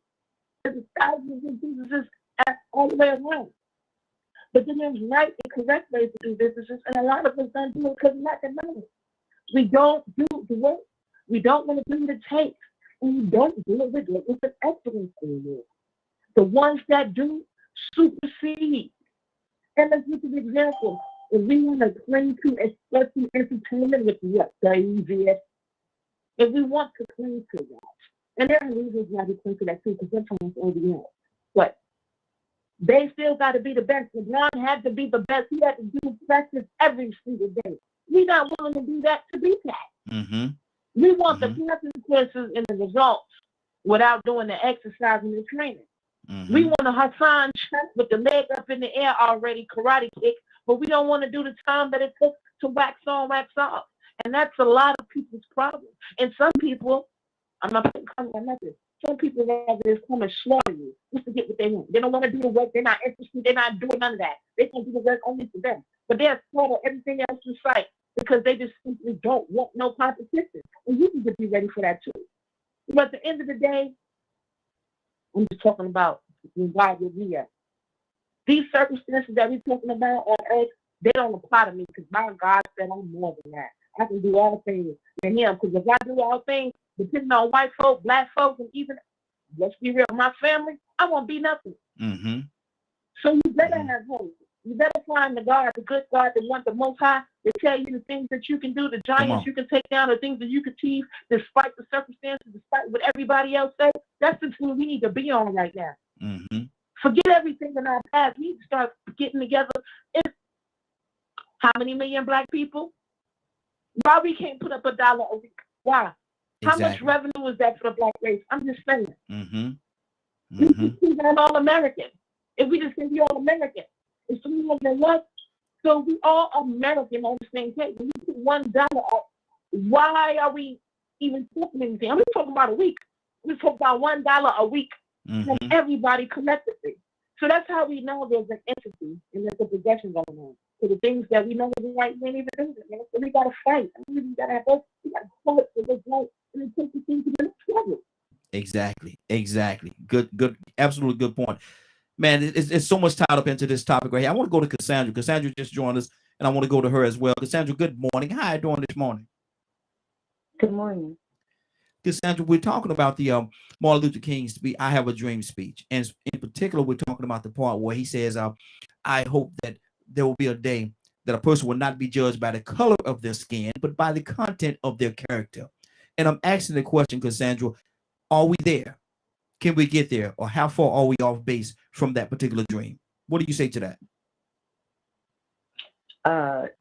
Will we get there? No. And that's not being pessimistic. That's just being realistic. We will not get there. Wow. Because there will always be people that will not, under any circumstances, believe or accept people based on the color, not on the color of their skin, but the content of their character. They don't want to know your character. They don't want to know what you've been through. That's the same thing as they've been through. Those things aren't even. All they know is they see a color that they cannot stand or they hate, and they're going to stay there. Where we are right now, I think we're at 1960s, 1950s. I'm being totally honest. I believe we're in we slid back and we're in maybe the 1950s, 1960s type of era. That's just my personal belief. So, yeah, I'm just, no, we're not going to get it. And biblically, we're not going to get there because there will never be a kumbaya moment until Jesus comes back and it says that every knee shall bow and every tongue. Only then, only then will you get people to accept people who they are, and which we're all spirit beings. If we want to get right to it, we're not what people see in the natural. That's not who you are. You are a spirit being if you say that you're a Christian. I don't know about other religions, what their belief is, but as a Christian, we are spirit being in a natural body. Wow. I'm gonna go read something else, and that could very well be reality. That we may not get there. I would like to be a little more optimistic and think that we can. But reality is what reality is. I'm gonna read and let me go to Paul. Paul, I'm gonna read something that someone said to me on one of the other apps here, and I want you to comment on it. They don't like us, and this is a young African American young brother. I don't know him, but he said he posted in here that he was that. They don't like us. I was just in the grocery store, and a white man moved up away from me, and poured the basket between me and him, as if I was going to as if I was a violent dog trying to attack him. That's the mentality. That's the idea right there, Paul, that we have to really get away from. What do you say to that? Oh, see, no, I'm sorry. Say it's a woman. It's a black woman. Yeah. I'm sure that's true. It's heartbreaking that exists, and I can understand why people are so. Some people seem pessimistic, and history's real, and trying to like connect the point of view of Pete and Leonard and Hicks and let's get the lady, the attorney, Sheila. They seem a little more optimistic. I mean, this is my perception, and I'm part white, and so I grew up in white neighborhoods, white culture, so I culture them pretty white, so I can speak about white stuff. The media is a big part of it, like what people see, and that has a big impact on how somebody's afraid of a black person in the store or whatever. But I think most white people are smart enough to realize that stereotypes are a real thing. And there's like this thing where we say the black community. There is no the black community. There's different black communities. Like my boss is a black lady. We have long discussions about race. And her perceptions on things are very different from some of the points of view I hear on the show. And I'm not saying that they're right or wrong. It's just your mentality is a big part of it. The history has had a devastating impact on black communities, obviously, and other non-white communities. There's a lot of trauma. There's a lot of trauma there, and that's a topic that comes up on the show a lot, and it's there. It needs to be dealt with, and that's when I meet a black person or see a black person, a lot of times I feel like distrust. I feel like they don't trust me necessarily. And I, why do you think that is, Paul? Why do you think that is? Well, I don't know. Maybe they were taught that if you're not black, you might be suspicious. Like I only trust people from my community. Like you might be a white supremacist. You might have bad intention for me. And it's hard. That's why it's hard to build relationships, I think, between people from different backgrounds. Wow. Do you think, and we're gonna move on because, like I said, you only got a few more seconds before your time with 3 minutes is up. But my thing is this right here. Do you think it's a lack of effort? Lack of effort? On everybody's part. Well, on whose part? On everybody's part. On everybody's Yes. part? Yes. Yeah. I think it is. I think it's partially lack of effort. Partially, people are too busy. I mean, we're working a ridiculous number of hours. Our lives are hard. We got all these problems. I got problems. You have problems. Everyone has problems. So it's like, and then let's say you stay in your little media bubble and you're like, all you see is bad things about whites or bad things about blacks. Well, why would you want to? Why would you want to, try to make a connection? Well, you know, what do I do? What do I gain from making a friend with a black person or a white person if I have that negative prejudice about them? From the start, absolutely. Rico, coming to you, and then Badger, I'm coming to you. And Badger, I want to put this on your heart before I come to you. The young lady that said that post about the man in the store doing it, she said, I live in Houston, Texas. So I want to come to you with that too. Rico, what's on your heart? You see, that's the black experience. And you know, when Badger said, or not Badger, but when Paul said that about the people that he encounters feeling that way, and you asked him why did he feel that way, first thing he said is, I don't know. But you hit him with that situation, that scenario, and he has to understand that is not an individual black experience. That is the wholesale black experience every day. Yeah. And he didn't even understand that was the reason why she felt that way about him. And along with the history that we talk about on this. But see, this is the thing about it. See, I'm gonna tell you how sometimes division can happen. Just because somebody reminds you of the truth and the reality in the past, and they don't start talking kumbaya, doesn't mean they're pessimistic. They're just addressing the issues that are at hand and the things that cause the conditions that exist. But guess what? As I'm speaking about this, I'm in the car with a white woman. I got so many white friends. They love Rico to death. Rico makes an effort because Rico does understand that there are good white people and there are good bad black people. There are good black people, bad black people, good white people, bad white people. You get what I'm saying? Yeah. But when we are addressing the issues and the racism and the dream, and if it's being accomplished, it's almost coming back saying, well, everybody is, and black people need to do this and that. It's almost like saying, well, black on black crime.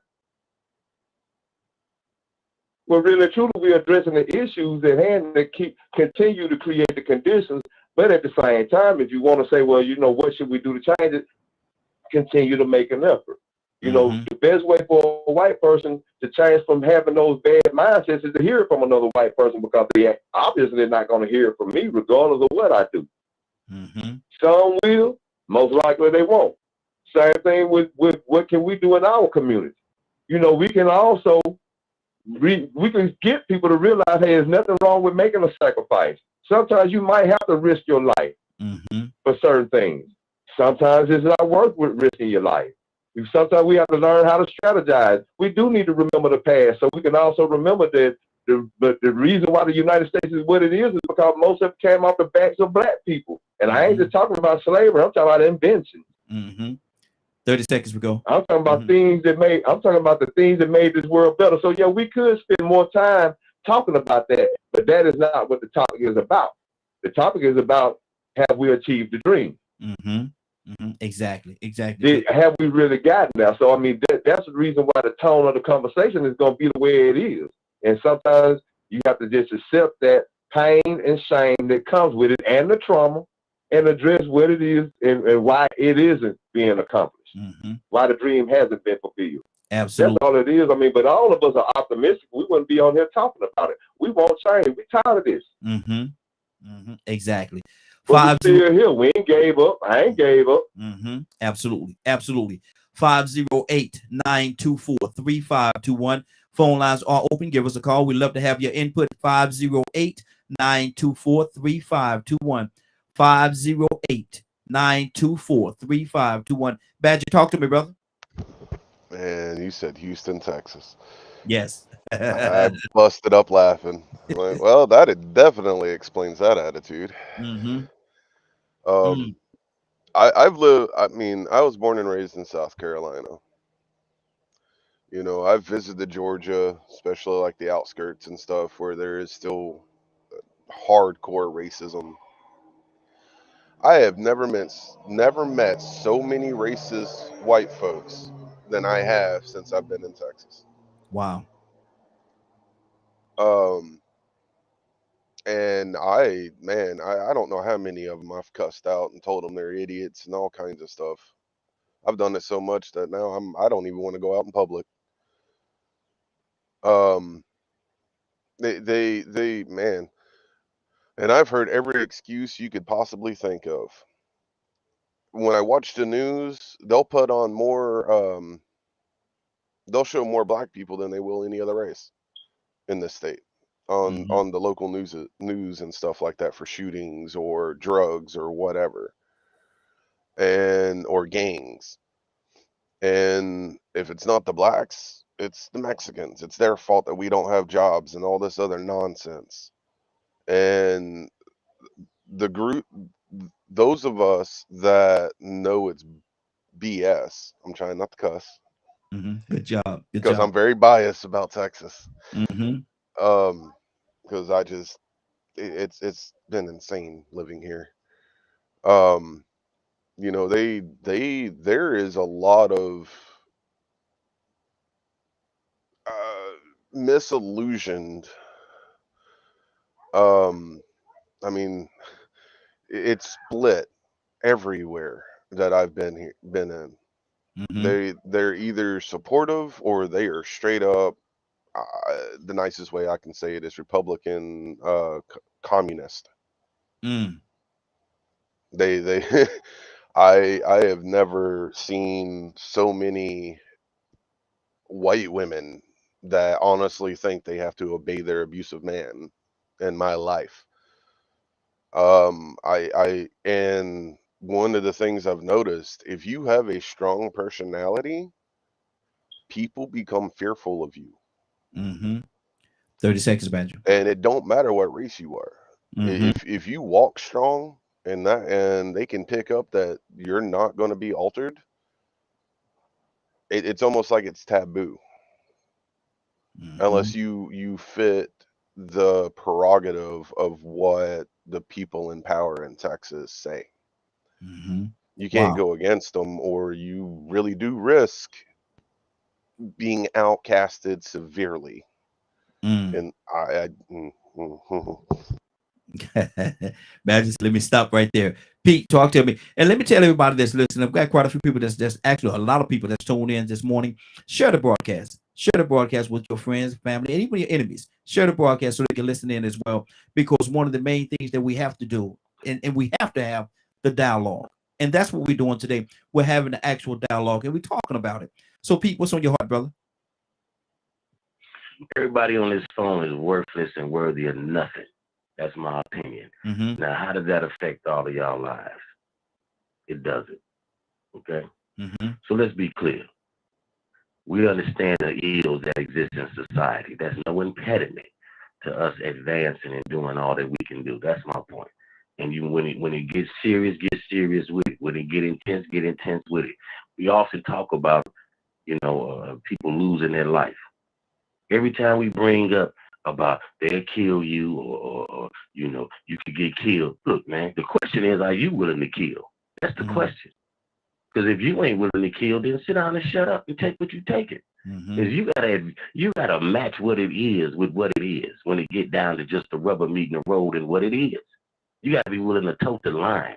Go to whatever extremity it is with the challenge that's challenging you and your issue and your goal, period. All this pacified punkism, scaredism, we know the history. We know what's been happening in the world and what's presently happening today. But that is not an impediment. What you think of me is worth less than used toilet paper, in my opinion. Me personally, whoever you are. I understand how they prejudice on jobs and they hinder you on the job. I will take you down through there if I was an employee in a corporation and you be acting prejudiced and racist toward me. Look, it'll be 100 employees Monday. It'll be 50 on Friday because I'll scare 50 of them up out of there. You'll learn real quick. I ain't tolerating none of that. Not only would I terrorize you on the job, partner, I would terrorize you and persecute you. Not prosecute you, persecute you out in the street. I ain't tolerating none of that nonsense. See, that's what I'm saying. No, well, you tough, you talking, well, you just woo. No, I'm telling you what it is, bro. I done had enough at my age of tolerating ignorance and foolishness and insolence. It's zero tolerance for that from anybody. I believe in speaking truth to power and then flexing on power if necessary. See, we not willing to do all that needs to be done to not deal with what we deal with. And that's really a melanated folks issue in this country. Like, care about what you think. We around here playing. It's unjust, then make it just. They're not honest, then make them honest. They're not telling the truth, then make them tell the truth. They won't give it to us, then do everything you can do to produce it of your own. And if you gotta take it, then take it then. That's what it is. You willing to do it? No. Then shut up and stay in the position you in and let people's opinion of you judge and rule your life and be all the little nothing that you can be. That's where it's at. Care less what you think about me. Who are you? What value, what purpose are you serving in my life with your negative opinion of me? And be careful now. Be careful now. Be careful not to say what you think out too loud, because you will get punched in the mouth. Understand that. Good deal. Good if you deal. don't want to be down on the ground with a pistol in your mouth and breathing out the back of your head, you better be careful how you talk out here to me, Peter Brown. Because I will put you in the ground in broad daylight. Or you and rapping, I'm going brother? home. Or you rapping Peter Brown or put you on the ground? Are you rapping, brother? You don't want to do Well, I love Pete. Pete. I love Pete, man. I love Pete, boy. I'm telling you, man. I'm swear about it. Ooh, I love that joke of that, boy. Good deal. Good deal. Let's go to Cassandra. Look, only way we could go after Pete is to Cassandra. Cassandra, what's on your heart? No, and I want to thank Rico for what he said, that because we're expressing our experience, it's not being pessimistic. It's our reality. It's our experience on a daily basis. A lot of times, just like several people have said, and I don't expect Paul or anyone of another race to understand our experience. They won't understand it. We can talk to them about it and they say, oh man, I'm sorry that y'all go through that. And to me, I know the people that we talk to sometimes, the white people that we're trying to explain what we go through to, I know they don't mean any harm. I know that they don't mean any harm. But I'm sitting here and tears are like, on my face, because they really don't understand what we go through and what we have been through. And no, we're not trying to live in the past. I even hear some of us say, stop trying to live in the past. How do I do that when you won't let me live in the present and equality? You won't let me. You won't. You keep doing something to put your foot on me. What am I supposed to do? We're praying, we're fasting, we're living right, we're trying to do right by other people, and we keep getting the foot put on our neck. What do you expect from us? Wow. Violence. Push the foot off your neck and break their leg and then shoot them in the face. That's what I'm trying to tell you. Pete, hold on, brother. Pete, hold on, brother. Hold on. We ain't opening all the doors yet. Pete, hold on, brother. Pete. Don't pull out the militant in me. I keep trying to be subdued. Don't make that side of me. I don't even want to talk about that side. So, we know what we can do. We know we are warriors. We know what we can do. But we have always tried to do it right. We want to be, I'm not saying even be accepted. We want to be treated fairly and equally. Is that too much to ask? That's all. That's all we're asking for. Treat me. Hey, Raheem. Yeah. Come on now. Okay. Hold on. Raheem. Yes, sir. Raheem. Hold on, everybody. Everybody, hold on. Let's get a little control going back here. Go ahead, Rico. What's on your heart, brother? And I just want to say too, you can do both. Just because you fighting and making the effort don't mean you still can't complain and talk about what the issues are. So I mean, it's like it's almost come out like we saying just shut up and fight.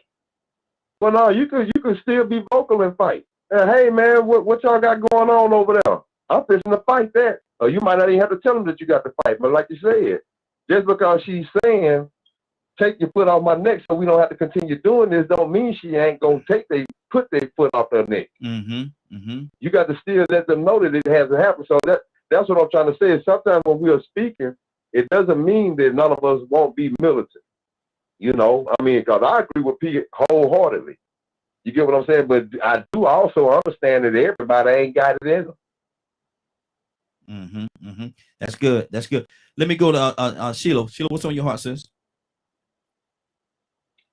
So I did. It is so interesting hearing the different thoughts around these issues, because the first thing that it always reminds me is that a lot of the reasons we don't have instant solutions to our problems is because the problems are so complicated that history does play a part in it. The present does play a part in it. Politics plays a part in it. The laws that we have that people are sitting in back rooms thinking about writing right now that we don't even know about. All of those things play a part in it. For people who are looking to make changes in their lives, though, to take ownership, you know, we're all at a different place on the continuum. And so we're trying to figure out what works best for me.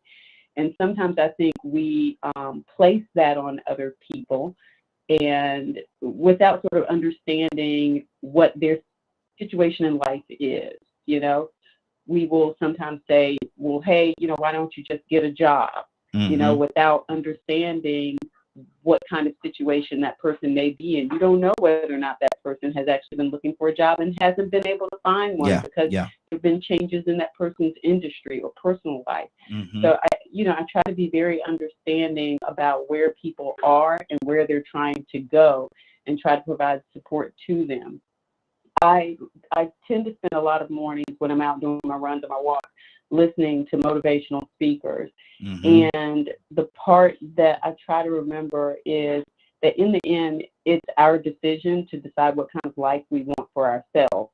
So whether or not it's getting a better job, whether or not it's, you know, being more connected to our faith, whether or not it's, you know, being concerned about our health and doing more in that area.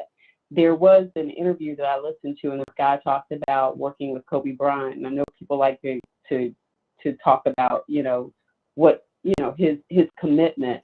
But he talked about this one conversation that he had with Kobe about, you know, his workout. The guy went to show up with Kobe at his workout, and Kobe said 4 a.m. and he was like, okay, I'm going to get there early. And he got there early only to find out that Kobe was there even earlier than that. And that his workout was basic. He was just doing basic fundamental drills over and over and over again.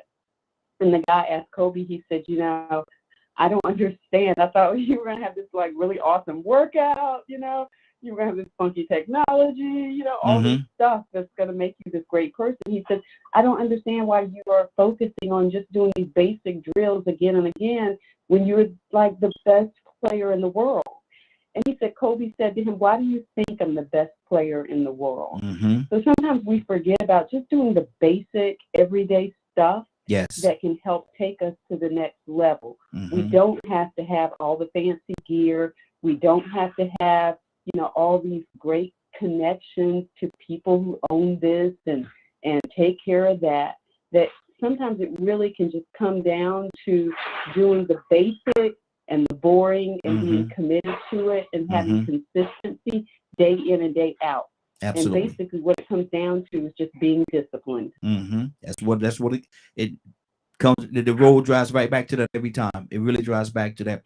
Toya with a T. Talk to me, sis. What's on your heart? Toya? Yeah. I'm listening to everybody talking. I'm trying to really think about what's the deal.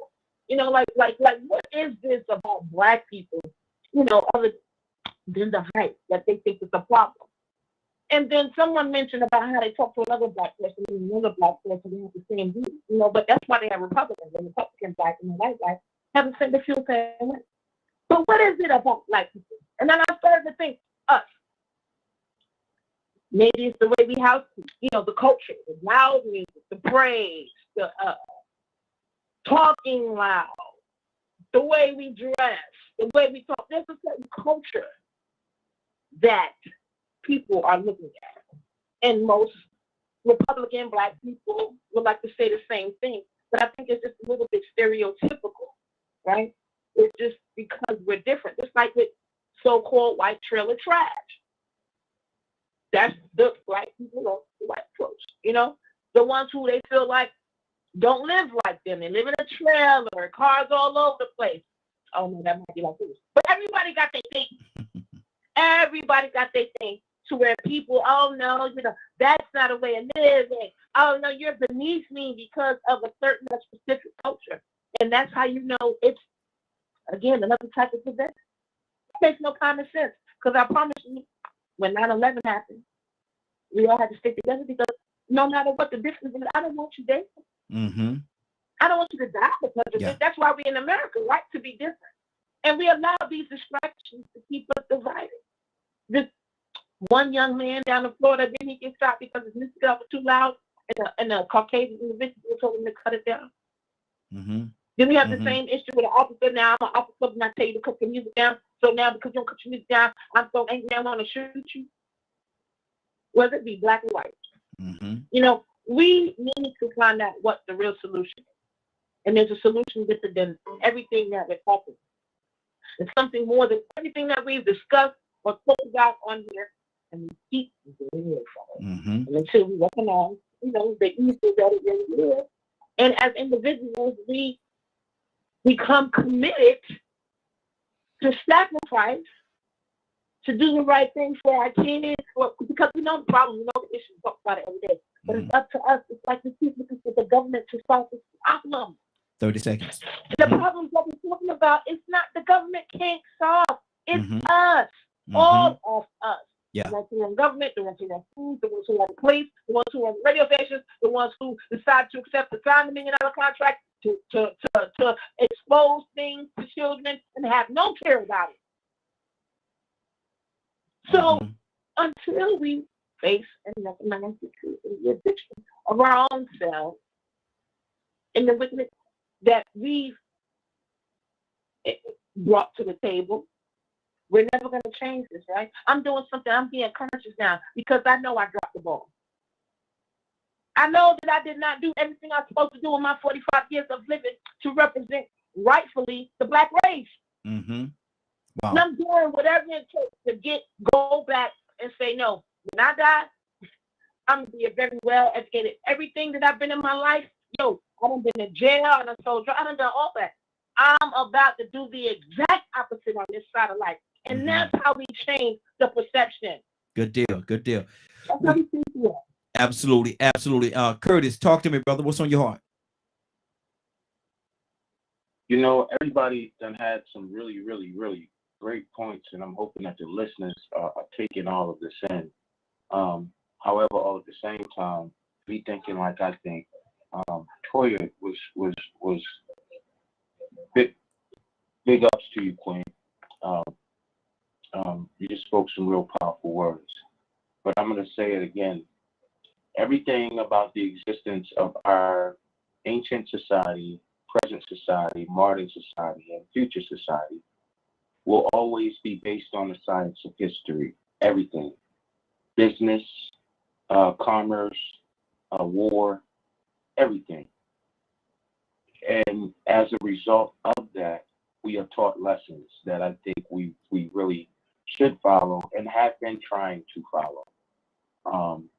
So I'm not going to speak against anything that anybody has laid out.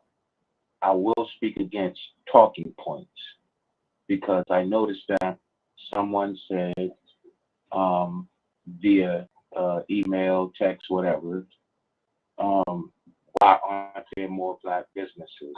Well, I say, well, when you look at it, you go back 60 years, how many actual, thank you, brother, I appreciate you. How many actual Black millionaires did we have? How many Black billionaires did we have? How many Black businesses did we have? Then when you look at the CBO's reports, during COVID, the businesses that were shut down were primarily Black and white mom and pop businesses that is the economic engine of our modern American society. Those businesses were shut down possibly, if you really think about it, and if you want to be a conspiracy theorist here, what if those businesses were shut down or put in a position to shut down primarily because they were taking a lot of money from the major corporations? You know, it's a reason why secondary protocol was not followed in December. When it was found out on December 2nd that this COVID thing spread like water run out of faucet, our government was supposed to follow secondary protocol. It was not followed. It was allowed here seep into our society and shut down a country. Well, we got to question, why did that happen? And if you look at history, you can go back and take one prime example, and I'm landing the plane right now, Ryan. If you go back and look at history, you take one prime example, that is the stock market crash of 1929. The stock market crash of 1929 was caused by 3 men.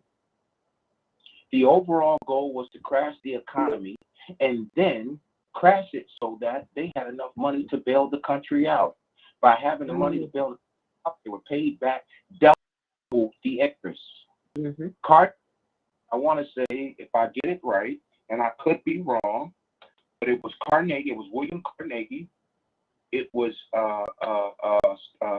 Stanley Morgan Chase, and there was one more person. It was a baron. He was the baron to copper. It was a baron to manufacturing, and a baron to copper.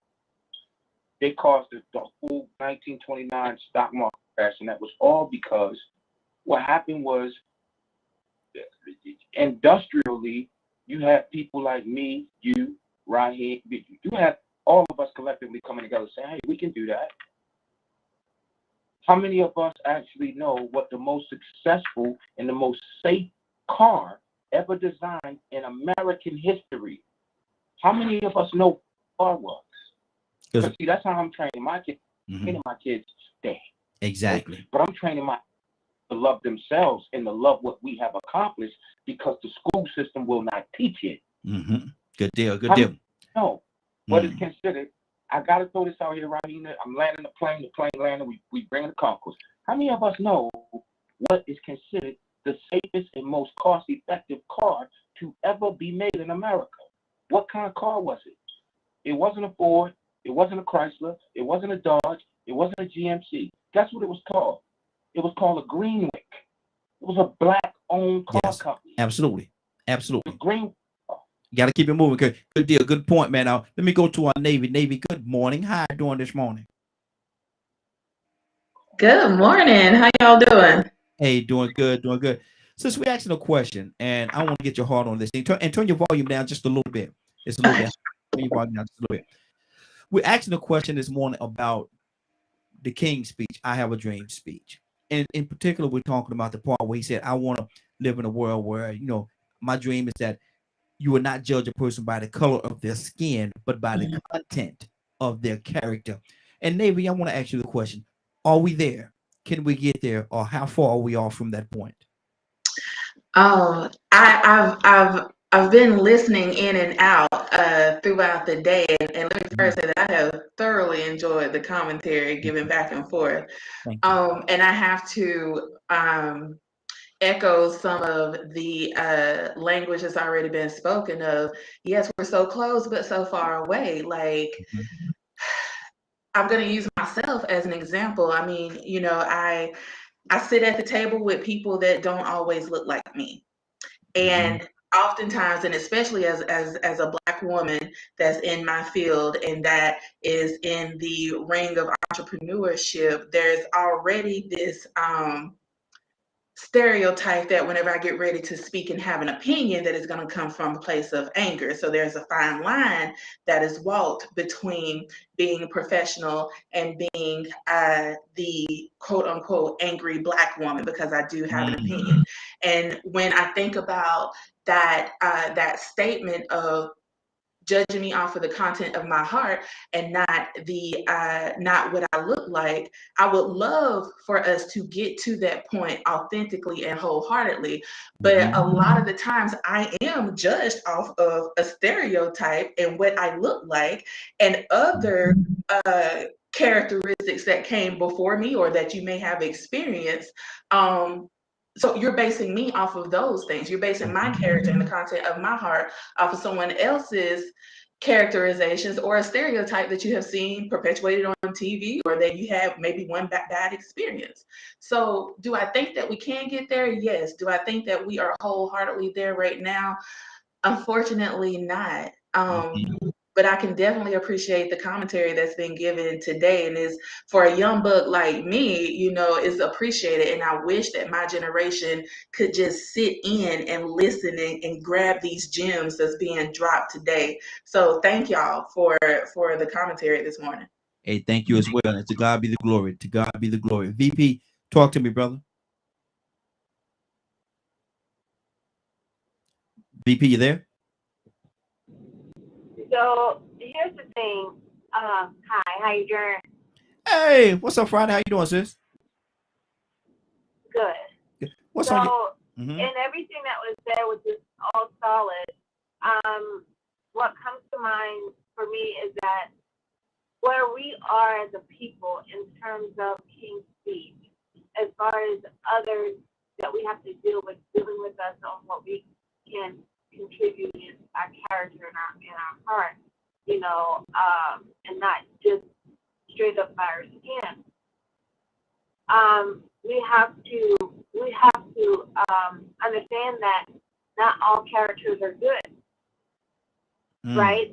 So, but it's definitely better, and we have better opportunities and a better chance to show that it's more good than not if we get past our skin. And as a people, in terms of where we are and wealth and things like that, we have to remember, and it makes me remember that the white culture and white people had a 30-year head start prior to even the 400 plus years of dealing with managing, trying to understand what it means to have wealth and how to get it and obtain it. So generationally, for us to get to that even platform, we're just now as a people in that first 30, 45-year window that they already had prior to the 400 plus years of slavery. So now we have to understand, once we get past the excitement of saying we can be wealthy and we have wealth and what it feels like it and looks like to have it, we'll weed that out, and then we'll be able to see now it's not just a few but the many, and we'll know how to manage and channel it, and they won't have the narrative to be able to, oh, they can't handle money, they don't know, they're not this. But weeded it out of their generation. Exactly. Leonard, what's on your heart, brother? Listening to a lot of things that people say, and if we were just focusing on King, and within King, and to realize that the vision was King's vision, and he wrote the speech, and he said those things that he said for a particular purpose. It all lined up with what he had been doing before he got to that stage. He put that work in, doing what he can for progress, not to mention his overall intelligence and his accomplishments prior to becoming the king that you know. He believed in excellence. He believed in becoming and taking advantage of all the resources available to him, just like many of our before us. When you read Booker T and Du Bois, these people were forward-thinking, forward-moving people, and that's why they're on the front pages of history. Not because just they had a vision, but they helped and they contributed to other people going forward as well. Now, if you ask yourself, where are we going? Do you see other people like King wished people would be? Are you that type of person? Do you judge people by the content of their character or the color of their skin? Which one? Which one? Which side are you on? You have, at some point, you have to let a man examine himself. You can't talk about me and all these other black people. Examine yourself. Don't go steal somebody else's idea and try to make an idea because you like that one better than yours. Are you really bought into the vision? Have you bought in? Do you understand who you really are, and what it is you need to do? at this point in your life, wherever you may be? What are you doing with it? Don't go talk about other Negroes. Talk about you. Are you doing it? Then who are you to have an expectation for someone else? Even in their speech, and the glory of the Lord shall be revealed, and all flesh shall see it together. That was in the speech, but that wasn't his. That was scripture inside of his speech. We forget the whole religious stance from that message as well. And we pick what we wanted to pick out of it. I have a dream that some people only know that part of that dream. They only know that part. They didn't even take the time and the decency to go see what else he dreamed about. Mm-hmm. So we have to realize that, one, all things are connected. Once given the truth, it's up to you to accept it or not. If you want to continue to live your life and you judge everything through the lens of black and white, God bless you. I can't run with you. I can't trust you. I can't invest in you. Because I know at any minute that your master snaps his fingers, you will crumble and you will fall because you still believe that you are actually inferior. You got to get that out of you, brothers and 30 sisters. seconds, minute. Mm-hmm. You got to stop subscribing to that nonsense and quit believing that you're the only one that was affected by that racism, because white folks was affected by racism as well. Mm-hmm. Good deal. Everybody has been affected by racism. Mm-hmm. Good deal. Got to keep this thing moving. Keep it moving. Say it again. Hold on for a second. We got somebody else that just came up with us. Captain, are you there? Captain, are you there? Yes, sir. Can you hear me? Yes, sir. We hear you. We hear you loud and clear. Loud and clear. We're asking a question, and I want to hear your heart on this right here. We're talking about the Martin Luther King speech, in particular the "I Have a Dream" speech, and we're going to a certain part where we say, "Well, he said, I dream that one day a man will be judged by the content of his, not by the color of his skin, but by the content of his character." And Captain, I'm asking you the question right now: have we gotten there, or have we lost the vision? Will we ever get there? What do you say to that? Wow. First, let me say, I really was very inspired with Dr. Leonard. He really was kind of putting it, hitting the nail. But you have to understand that I don't believe that if we say that was Dr. King's vision, you tell a man who has a vision, when that vision comes into fruition,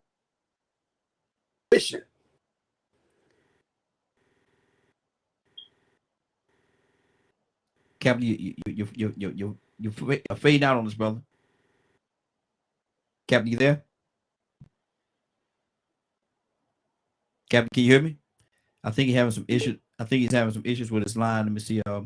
Yeah. Okay, we got him back. There you go. There you go, Captain. You back with us? I think he's having some issues with his feed there. Let me see. You mind if I go? Yeah, go ahead. Go ahead, Badger. As I was sitting here listening and hearing some of the things that were said and stuff, I want to share how like some of mine and Leonard's conversations go a lot of time, when we're off the show, and even conversations I've had with Captain Dennis. We approach each other with an open mind to listen and learn from one another. I've got, the struggles I've had with my Native American stuff and the struggles I've had being poor and white. And he has shared with me the experiences that he's had. And the experiences he's seen other people have. And one of the things I've learned through having amazing conversations with an open mind is the way a struggle affects a human being.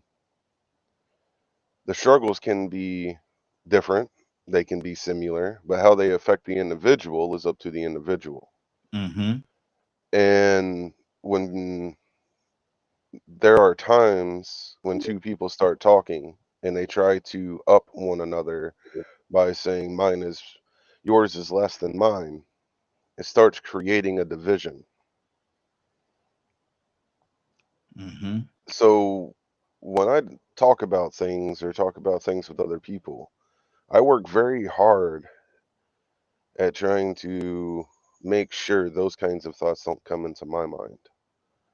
And I've never had any inkling that it's crossed Leonard's or Captain Dennis's or mine's either.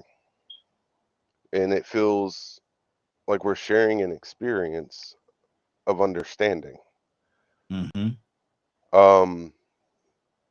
It goes, I can't, I can't speak from a Black perspective, but I can share toxic teachings that they tried to push on me and push on other kids and other people that are of the same color as me. I can share the experience I've had dealing with racism, fighting it, trying to explain systematic racism and all that kinds of things from the perspective that I have. And it's interesting to live in a place where if I don't have none of my native stuff on, and I'm not carrying my drum and all that kind of stuff, most people see me as just a typical white guy. 30 seconds, Badger. And Black people treat me different, white folks treat me different, Mexicans treat me different. But if I wear all my native stuff, I'm more accepted in the Black community. Mexicans treat me different, Spanish people treat me different stuff, but the white people, all of a sudden, I'm a savage. So there are experiences that some people have that they don't talk about sometimes. And when they do talk about it, it's private conversations. And I want to see us get along, accept each other and the struggles that each individual person goes through so we can fight together Exactly. Good for deal. a better goal. Good deal. Good deal. Ibrahim, what's on your heart, brother? Yes. Well, what's on my heart is that when people attack you on the station or call you out a lie, or say somebody's doing something, like they say I was disrespecting the great Martin Luther King. Obviously, what I was saying was true in history, historical fact. And I heard people talking about. Let me say this before you go further. Let me say this before you go further, brother. I say this all the time. I'm sure you have heard me say this many times on the broadcast here. Yeah. I don't give anybody their opinion. I don't give anybody their opinion because they have their own. And I say that because that's how I govern myself. Ibrahim, all due respect, brother, you can't give anybody their opinion. You say what you say, and you stand on your fact. Ibrahim, can you hear me, brother? You have to stand on your. You have to stand on. Evidently, you're not listening to me though. My thing, and I'm not trying to be disrespectful to you, brother, but let me do this. My thing is this right here. You stand on what is you believe. You tell your truth. You tell your truth. But my thing is this right here. You can't tell anybody what their truth or how they view it or you put it out there. They receive it the way they receive it. And so, just like I said, I can't give anybody my opinion or their opinion. Neither can you, brother. But go ahead. I'm gonna start your time all the way over at 3 minutes. Go ahead. Yeah, well, I guess you didn't hear me because what I said was based on fact. You know what I mean? And opinions. Just like I teach history. You know what I mean? I do this all the time. I make good money doing history. You missed everything. You know what I mean? And my thing is about what we did in spite of segregation obligation. And I made several statements, and I can back any statement I say with people that were at that time or lived that time. Even the people themselves made the same statements. Now, people's opinions is one thing. Everybody got an opinion, but there's informed opinions and there's fact. You know what I mean? And I stand by any fact I say. Now, quick history lesson. Martin Luther King didn't fall out of heaven from the stars. Anybody could have been a Martin Luther King on various circumstances. He did not make himself. But there wasn't. His grandfather, A.B. Williams King, was born in slavery and the son of a slave preacher. And he built Ebenezer Baptist Church. He built the Martin Luther King home. He was the first president of NAACP in Atlanta. He fought against segregation. He fought for rights and the voting rights, right? And that's what he did, right? His daddy came up off a farm in Stockbridge, Georgia, and was impressed by Mr. Williams and went to ITC and became a preacher. And he fought for the same thing. He fought for segregation, against segregation. He fought for the vote. You know, this was hundreds of years. You know, before he was even born, all this was already put together. He was given education. He went to Morehouse. Are you going to minimize what Martin Luther King did because somebody did some things before him? No. Well, are you minimizing it? Me. I'm not minimizing him. I'm making his whole family great, where he come from, how he birthed. He was birthed. Minimize somebody. You talk about like you minimize, you disrespect his ancestors by saying that this didn't happen. All of a sudden, he miraculously created this on his own, on his own fruition, with his own education, with his own this, that, and the other thing. But he was birthed into a society. He was birthed into civil rights. He was birthed into these things. He was birthed being a preacher. Okay. He made his first preacher. 30 seconds, Ibrahim. So how can you minimize somebody? How can you minimize a group of people? How can you minimize people by talking about a group of people he came from and what the whole process of the March on Washington was about, and who installed him in office, who installed him in that speech, in that area. Mm-hmm. The speech wasn't the only speech that was given that day. All right. Gotta move on. Gotta move on, Ibrahim. Gotta move on. But I would say this right here to you. Michael Jordan's dad was a heck of a basketball player. But how many people know Michael Jordan's dad in comparison with how do you know Michael Jordan? You know, you can't minimize what Michael Jordan. You can't minimize what Martin Luther King. Ibrahim, you had your time, brother. Ibrahim. Okay, now, brother, I'm gonna mute you. Now I'm gonna mute you because I think you're being disrespectful. I gave you 3 minutes. And now you want to try to talk over me. Now I think you're being disrespectful, and I'm not gonna let you do that, brother. Leonard, what's on your heart?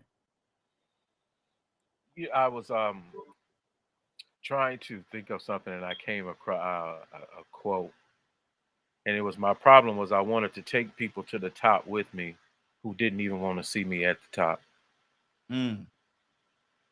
We have that problem in our community.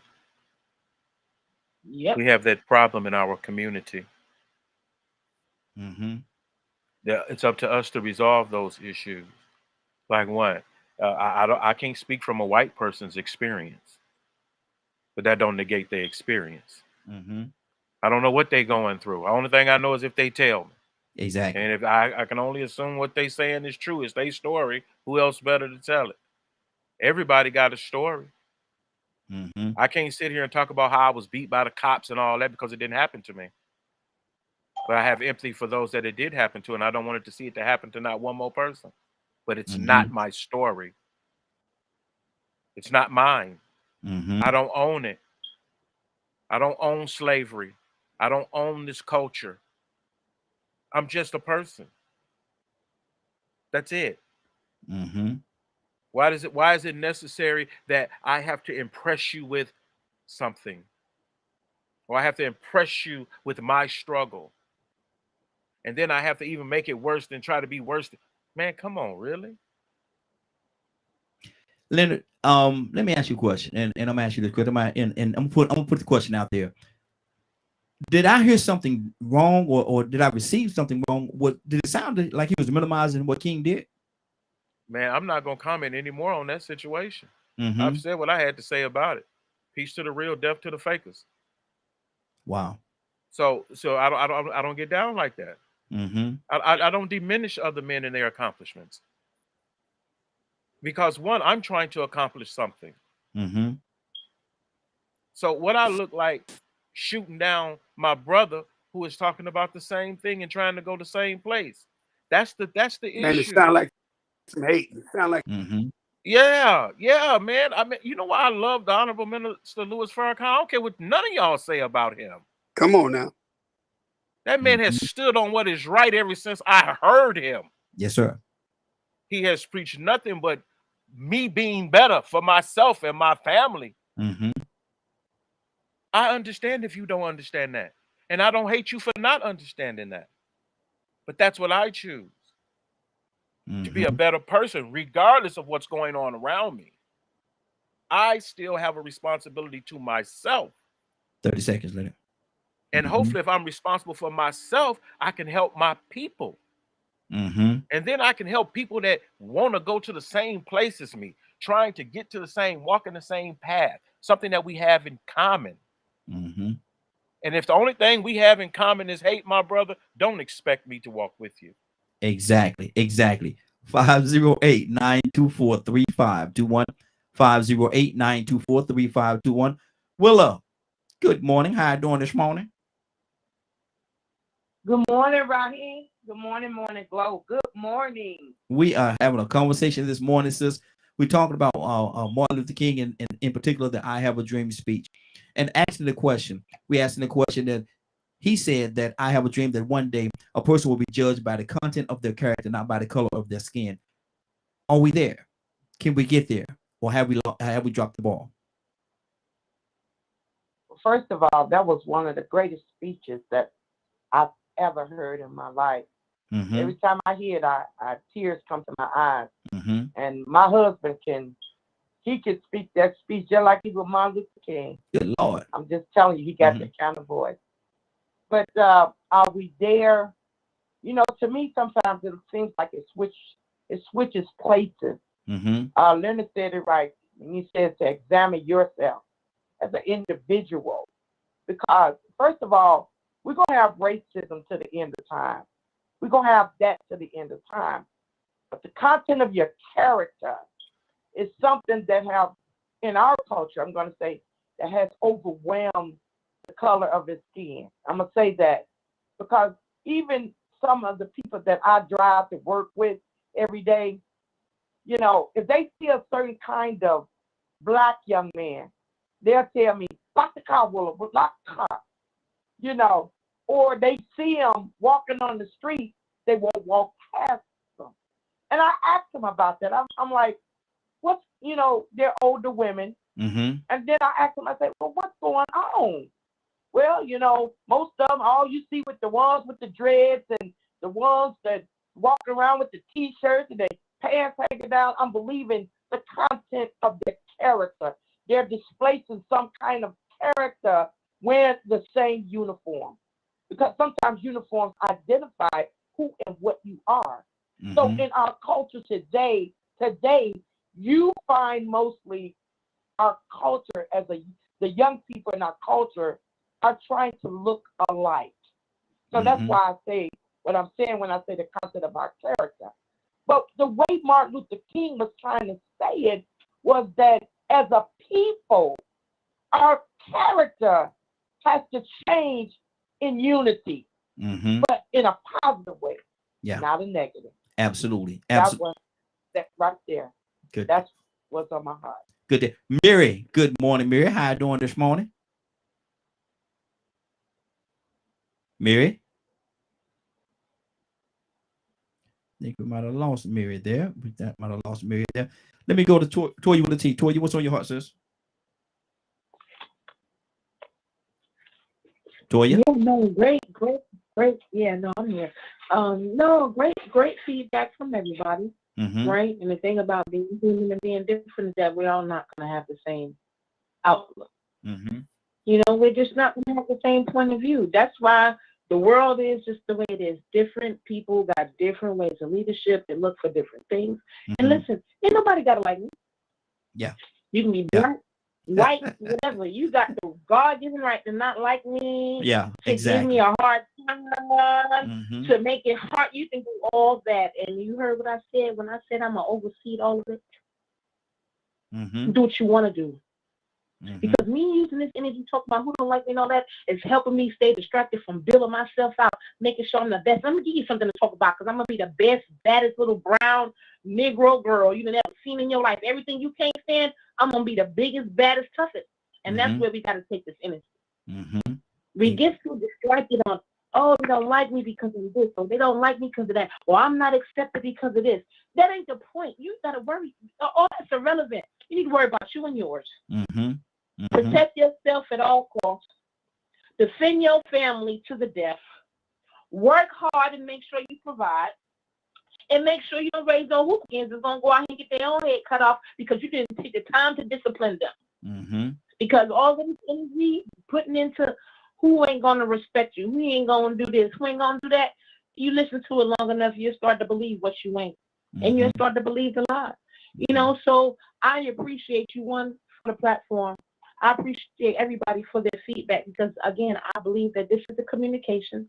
You know, this is authentic communication. This ain't produced. You know, TV is produced. Everything we see on TV, the perception they put on there at us, that is produced, and we pick that up, and then that be the perception. This is real, authentic talk radio with real human beings of different colors and different backgrounds, and this is how we come up with real solutions. So I thank you. Praise I God. love y'all. I thank y'all. I appreciate y'all, and let's keep doing it and moving the needle forward on all of us. Absolutely. Everybody. Absolutely. Being Absolutely. united. Absolutely. That's good deal. Good deal. Rico, you had something on your heart, brother? Yeah, man. First, I want to say the woman Sheila that called in, man. I mean, she knocked it out the park every time, man. And it's good to hear a different voice. Now, what was the question again on the topic that you had today? Well, we're asking about the Martin Luther King speech, and the speech, you know, I have a dream. He said, "I would like to see the day. I have a dream that one day a person will be judged by the content, not by the color of their skin, but by the content of their character." And I'm asking the question: will we get? Are we off base? Will we get there? Is it within the destination? What do you say about that? We go. Are we off base, man? Where are we? Well, you know, I addressed it a few times earlier, and I think I can't even go beyond what I said. But you know, I want to go back to the disagreement, if you want to call it that went on with you all and Ephraim. And what I saw was at first I thought he was minimizing them too. I thought he was, but then I had to continue listening to him, and I heard him. I always noticed that he says he's a historian. And after a while, I realized that he wasn't minimizing Martin Luther King Jr., but he was actually trying to get us to recognize that there were other people in the fight. Now, the thing is the question you asked didn't warrant that information. But being a historian, you know, sometimes what we have a passion for and what our occupation is, we will tend to actually drift into that direction because that is our passion. So I picked that up from the very beginning. After, you know, the second comment, I was like, okay, this is what he's doing. He's not trying to minimize Martin Luther King like I thought he was at first, but he's taking this opportunity to say, well, hey, these black people did this too. Hey, this is where Martin Luther King came from, but he still didn't address the issue. And so it came off that same way, and it rubbed everybody wrong the same way from the very beginning. So I think you did sort of misunderstand it, but at the same time, that is the most important reason why we should have to be able to learn to focus on what the issues are. Because I'm pretty sure that he could have came with different answers had he really just realized this ain't the time for me to start giving a history lesson. But that's what he is. He's a historian. So he did give us some valuable information, because one thing about it, Martin Luther King did just pop up like a unicorn and do this. He came from good stock. He was a special man that came from special people. And these special people need to be known too in our history. That way we can see the pattern of how we lead and produce other people that come behind us, our legacies. Exactly. He was a legacy. So I understand what the confusion was. I don't even want to say a disagreement. I understand what the confusion was, but I think really it just came down to the fact that, you know, this was the wrong time for a history lesson, because it still didn't answer the question of if his dream had been realized or not. And then I gave him the man this 3 minutes, man, and then I'm trying to make my comment. He's just gonna brother, now you're being disrespectful. Come on now. You know, but you know, everybody on here got a passion and an agenda, and there's plenty of times many of us have drift off and start talking about us and what we do and what we believe in, and you can see what their passion is, you know. But at the same, and you have to bring people back sometimes. So I think that's what happened this time. I think he just got caught up in the fact that, hey, also, you know, this is the part about Martin Luther King y'all didn't know, but this wasn't a Martin Luther King history lesson. This was is his dream get realized. Exactly. And it sort of came off as, okay, now you're trying to make it seem like you're minimizing him when really and truly, and that came off like that at first. But I had to listen a little bit more to understand what was going on. Good You know deal. what I'm saying? So I guess I'm coming to his defense a little bit, but at the same time, you know, we have to focus on the questions that's being asked and not always think about our own personal agendas. That's good. That's good. Captain, what's on your heart? And Tucson just joined us. We're gonna go to Tucson as well right after that. Captain, what's on your heart, brother? Captain, you there? Oh, can't hear you, brother. Captain, call in at 508-924-3521. 508-924-3521. Call in. That way we'll definitely be able to hear what you're saying, because sometimes there's some issues with the feed there, and I want to make sure people can hear what you're saying. Tucson, good morning, sir. How you doing this morning? I'm early for Monday. How about that? You sure? You super early for Monday, brother. I'm telling you. What do you think about? I don't know what y'all talking about. I have no clue, but that's okay. Good morning. Good morning. We're talking about the King speech. Martin Luther King, I have a dream speech, and he said the part where he said in particular, where he said, I dreamed that one day a man will be judged not by the color of his skin, but by the content of his character. Not by the color of his skin, but by the content of his character. Do you think we'll ever get there? Are we there, or are we just totally off base? Tucson, what's on your heart? Well, just to say my little part, I think that especially if a person has spiritual ingredients or mindset, they see it already. They have that hope, and that's the dream. Everybody wants it. That's more so from, that's just me, a spiritual mindset. One day, sooner or later, we're going to see it. Might not be on this side, but I have that dream. And I'm going to keep dreaming it, because that's unity. That's the way that's the promise. That's the hope from the very beginning. One day, all of us, black, white, Jews, Gentiles, bond free, we all going to have this type of unity. So he has that dream. He put it out there. And everybody cheered it on. Now, when you really come down to it, there are some people say, I'll never agree with you. I'll never be like that. I will never let that happen. That's the fight that we have in this country, especially. Exactly. Captain, we got you on the phone line now. I know we can definitely hear you. What's on your heart? Oh, okay, but I don't know. There's a conspiracy for me to talk with these, whoever's controlling these daggone phones. Anyway, I like everything that has been presented, but I totally agree with you, Raheem. I heard what Brother Rico said, trying to, in defense of Ibrahim.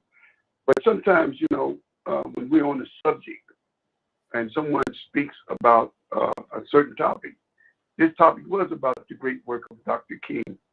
And I think even though Ibrahim was trying to show us that he come from a great legacy, well, I think that's a given. I don't think we want to waste a whole lot of time telling. If we talked about the horse Sagittarius, and if we talk about the great breeding of that horse, and then we have this offspring, then we know where it came from. But it did sound like some hating to me.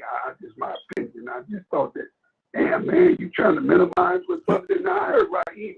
Brother Rico made sense, but nevertheless, let me say this about Dr. King, because we cannot diminish this man's great contribution. But however, Dr. King's vision is in fruition, meaning there's no end to the vision. He may not live to see his vision coming to fruition, but there may be a day where men will be judging each other by the content of their character. If you go over in Europe and you look at white people from France and Germany and wherever part of the world Caucasian, because they don't look at each other and judge each other by the color of their skin, because they're all white. So they judge each other by the content of their character. Go to Africa, go to Nigeria. You don't see the blacks over there in Nigeria, Senegal, Ghana, looking at each other, judging each other by the color of their skin. They're all black. They judge each other by the content of their character. Why we got to be the ones? Because we living in a society where the color of a person's skin was how they was judged. We didn't make those rules. Mm-hmm. But if we went into our own land, if we went to Africa, that ain't an issue. Man, I'm going to judge this black African by the color of his skin. And the color of his skin is the same as yours. We live in a society that's supposed to be the rainbow of the world. Every society, every race should have find a place in America. But unfortunately, as it may be, Dr. King's vision became a nightmare. Mm-hmm. Then nobody wanted to talk about how Dr. King sit with Harry Belafonte and told Harry Belafonte that I think I made a great mistake and I integrated our people into a burning building. In his last days, he recognized, he sat down with the Honorable Elijah Muhammad, and he sit down, he realized that integration was not the key, but because our people had not even at the same time had self-worth of themselves. So I don't know what happened to Dr. King that he said, made that statement to Harry Belafonte. But, you know, if you look at it, you know, it did not do us no good. Mm-hmm. We made some accomplishments. Don't get me wrong, family. We did make some accomplishments. But in reality, we're more segregated today than we ever been. And it ain't because we tried, they segregated us. It's because we desire to be among our own. Not all. Not all now, don't get me wrong. Mm-hmm. But most of us Mm-hmm. desire to be among our own. So you can't get mad if I want to go to all black school. No, I want to go to an integrated school. I want to sit next door to Sally, Karen. Mm-hmm. And I want to go to a historic black college. Is that racist? Is that, if I slip that? No. We want our own. Mm-hmm. May God bless and keep that man, Dr. King's name, legacy in our hearts forever. I admire that man. I admire. And I do take offense to anybody I think tries to demand. If that was not Ibrahim's goal, then he better get to go to a school of learn how to articulate his ideas, because that's how we took it. Mm-hmm. I mean, if that ain't what you meant, you're a historian, to learn how to present something in a way that people don't misunderstand you. That's probably one of the greatest things I've learned from Minister Farrakhan. Not say what mean what you say and say what you mean. Absolutely. That's it, brother. Absolutely. Cassandra, what's on your heart, sis? Nothing. I'm done. Thank What? you. What am I hearing? I know I'm not. I know Cassandra got something to say. I'm just picking at this. Sis. Willa, what's on your heart? Raheem, Cap just said something that was wise. You know, the hearing part. You know, we talk to each other every day, and sometimes we even misunderstand what the individual has said because we might be listening, but our mind might be somewhere else. So even as humans, this is by human nature. If I don't think what you said is interesting, I'm gonna make like I'm listening to you, and I'm not really listening. Mm-hmm. So sometimes that's what we do as individuals. We misunderstand because we're not really listening. Mm-hmm. You even heard yourself say, right? Are you listening? Mm-hmm. Because why? We want to get our point across. We want to say what's on our mind first. Now, I'm important. Let me do mine first. Then we can listen to what you say. That's how we do sometimes, individuals. And so we miscommunicate what they're saying. But what Rico did was he listened. And so he was trying to say what nobody else was doing, and he was listening. Mm-hmm. Paul understood what he was saying. He tried to, because can't nobody in this world dismiss a man like Martin Luther King. He was an awesome leader. I don't care what the man did in his personal life. He was looking at the fact that he wanted a better generation for those to come. Not just our culture, but everybody. The man was awesome. He led people to a place where all we need to do is just pick it up and go. Mm-hmm. But the question is, are we there yet? And Raheem, no, because nobody has picked it up from where he left it and continued on that fight for the next generation. Good deal. That's all. That's what's on my heart right here. Good deal. Now we're not gonna do the 3-minute thing, y'all. Everybody, I want to touch a few more people before we get out of here, because we're at the end of the broadcast. So give me your quick version of what you want to say. Toy, you want to talk to me, sis? Yeah, no, I think that is, we have to be careful. Make sure that, we look at situations for the situation. Don't go looking at the situation stereotypically. Learn about the circumstances before we start, commenting on situations from our point of view. And just handle it with love. And I think as long as we do that, we'll be okay. And we know that we're dealing with a good leader that's trying to move forward and not diminish who we are or what we've been through. But I thank y'all, and I'm like, y'all have a good day. Hey, likewise. Pete, give me your quick version, brother.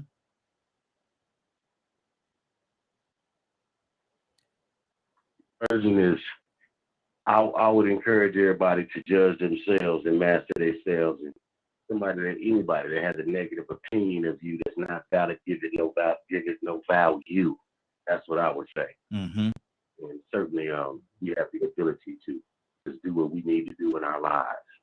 These prejudices and these perspectives of individuals of other individuals is going to be here, but if it's not relevant to your existence, if it really is not relevant to your life, and your position with your family, or areas that matter, then give it no value. Judge yourself and master yourself. Good deal. Good deal. Kurt, talk to me, brother. You know, I was going to hit you with that monologue, but I'm going to leave it alone because you only gave me a brief moment, and that's the 1.5-minute long monologue. But understand the mindset of the man. And remember, he said that we will not remember the words of our enemies, but we will remember the silence of our friends. I walk with that every day, man. I hope y'all do too. Absolutely. Absolutely. VP or Friday?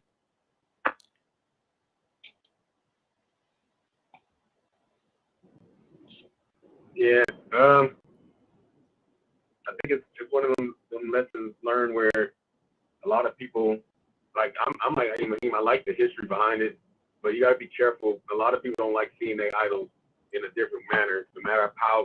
And you can't take nothing away from King as much as people heard about it. It's one of those things. It's also this is a thing. We want to get better with the content of the character and really grow. We have to do.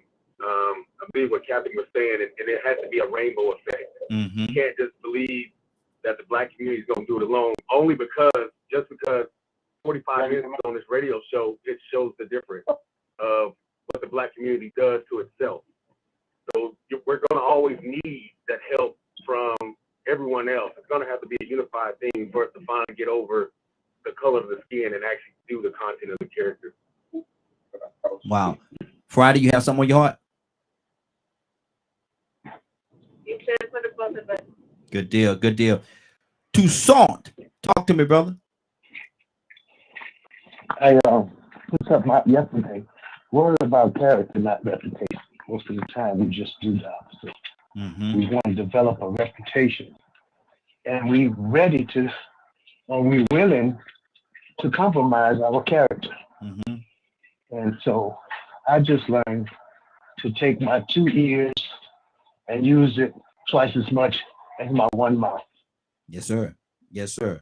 Badger? I'm trying to find. There's a comment on Twitch. I think race relationships are the responsibility of us all. And learning how to communicate and talk about it with an open mind is going to help create an understanding of the struggles that are similar and different. Good deal. Good deal. Leonard. Yes, good show. For the moment, all discipline seems painful rather than unpleasant. Mm-hmm. Later, it yields the peaceful fruit of righteousness to those who have been trained by it. Discipline yourselves. Get yourselves together, as we in the hood would say. Get it together. I don't care how you get it together. Mm-hmm. Get it right. That's all I have to say. Good deal. Good deal. Now, it's been a great broadcast, man. This is our 10:07. It's time for us to get out of here. The clock is showing me that we've been here for 3 hours and 40-something seconds. So we got our time in today, Rico. So don't tell me, oh, 20 minutes. Or no, we don't ain't trying to hear all that, Rico. You know how you get some. Man, look, I ain't gonna lie, he did sound like you were hating, man. I tried, man. I tried to give him the benefit of the doubt, man. Yeah. But I believe in having an open mind. Yeah, but he, and not get caught. I mean, we all get emotional sometimes. I mean, like I said, it did sound like he was hate, but I listened a little bit more. Yeah, but this was an awesome show today, man. Good day. I appreciate it, brother. To God be the glory, man. And like I said, I would say a little bit more, but I'm not gonna talk. I'm not gonna say anything because he's not here to in his defense. So I can't talk about a man when he ain't here to defend himself. But Rico, yeah. Hey, I want to talk to you over with, Raheem. Huh? I want to talk to you at the show with. Okay. Oh, Ibrahim, he just came back in. Okay, good deal. Good deal. I can talk about you now. I won't talk about you when you ain't here. I don't do that. Yeah, go and get him. Go and get him. Get him, Raheem. Get him. Yeah. Yeah, I ain't gonna talk about you if you ain't here. Now you here, I can get you now. I said I ain't know you had came back. Well, you had just called back in after I said that. But my thing was, I'm not gonna talk about a man if he ain't here to defend himself. But now that you're here, I can get on your behind. I'm gonna tell you this about you now. Anyway, Rico, what's going on at 3 o'clock today, sir? Say it again. What's going on at 3 o'clock today, sir? Oh man, if you missed today's broadcast, terrific broadcast, and like to see or hear the rebroadcast in its entirety, tune in at 3 p.m. Eastern Standard Time on www.dkmmediagroup.com. Good deal. Good deal. Willow! Raheem, come on. Hold on, Will. I think somebody else says, Cassandra, you said something? Yeah, I was just asking before Willa prays, my next door neighbor, son, they found him dead yesterday, last night. I'm just asking y'all to Willa, would you pray for her? Absolutely. How old was he? 23, 24. Wow. Well, we're gonna go straight into this, Willa. Let's go. Amen. Amen. Father God in heaven, Lord. Father, we come into your throne this morning looking for some understanding, oh Lord. Father, we don't know what had happened, but Father, we know that you know what happened. Father, I'm asking you to touch that family in a mighty way. Father, give them the strength that they need to continually go on without their son. But Father, you know what it is to lose a son. And I'm asking you, Lord, to do it in a mighty way. Father, I believe that you can do it, Lord. Father, we said and you said in your words that we can trust you, Lord. And Father, we trust in you today and asking you to touch that family. Give them strength, oh Lord. You said that you will be their comforter during these times. And Father, we believe that in Jesus' name. Father, we thank you so much for allowing us to get up this morning. Father, we thank you so much for the protection that you bestow on each and every last one of us in the name of Jesus. Thank you for this show, Lord. Thank you for Raheem giving him the vision to help someone out there, oh Lord. Father, we thank you. Touch each and every last one that's on this line. Keep us in a mighty way. Thank you for your mercy and your grace. In Jesus' name, amen, amen, amen. Thank you, Lord. Amen. Hallelujah. Amen. Amen. Wow. Anybody have anything before we get out of here? If you would, Raheem, I posted some things on your page. Okay. Share that with your audience. Okay. Absolutely. Absolutely. Ibrahim, I'm gonna call you. I'm gonna call when As a matter of fact, just stay on the line when we get finished, and we'll talk there. I ain't got to call you back. Just stay on the line for me. All right, good deal. It is now. I want to thank everybody for joining us. And more than that, I want to thank you for allowing DKM Media Group and Associates and the Morning Glow for being a part of your morning. It is now 10:12. I'm right in the show with the monologue, but I'm just an individual who don't know no better. Lord, gee. Curtis, why you gonna come in the middle of what I'm doing, man? What I'm gonna do with you, man? Lord, gee, look here. Let me start. I'm gonna start over. Curtis, stop it, man. Lord. Hey, can I ask you to do something once you finish? You know how you usually play that music? Yes. We have the privilege of having him on the line. Mm-hmm. So Kurt, give us a little bit of it after. Can you do that after you? Where are these requests coming from? I'm just, you know, that time you played that little lame music. What's lame music? Yeah. Yeah, you owe us for all that singing. Oh Lord, look at. Anyway, back to what I'm doing. Back how you say, Kurt, I'm gonna transition back to my regular self. Ain't that what you say?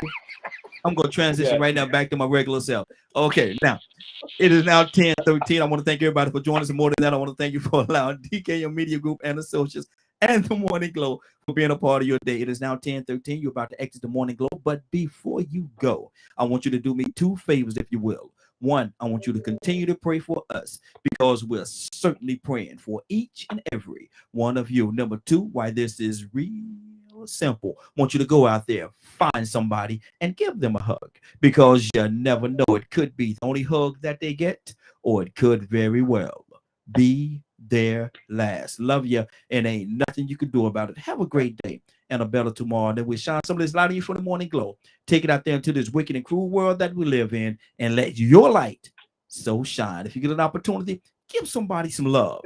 You just might find some love in return. Won't that be a beautiful thing? Have a great day. And please, please, please be blessed. Love you. Take care of each other. And I'll see you Monday morning if God said the same. Kurt, hit us with something, brother.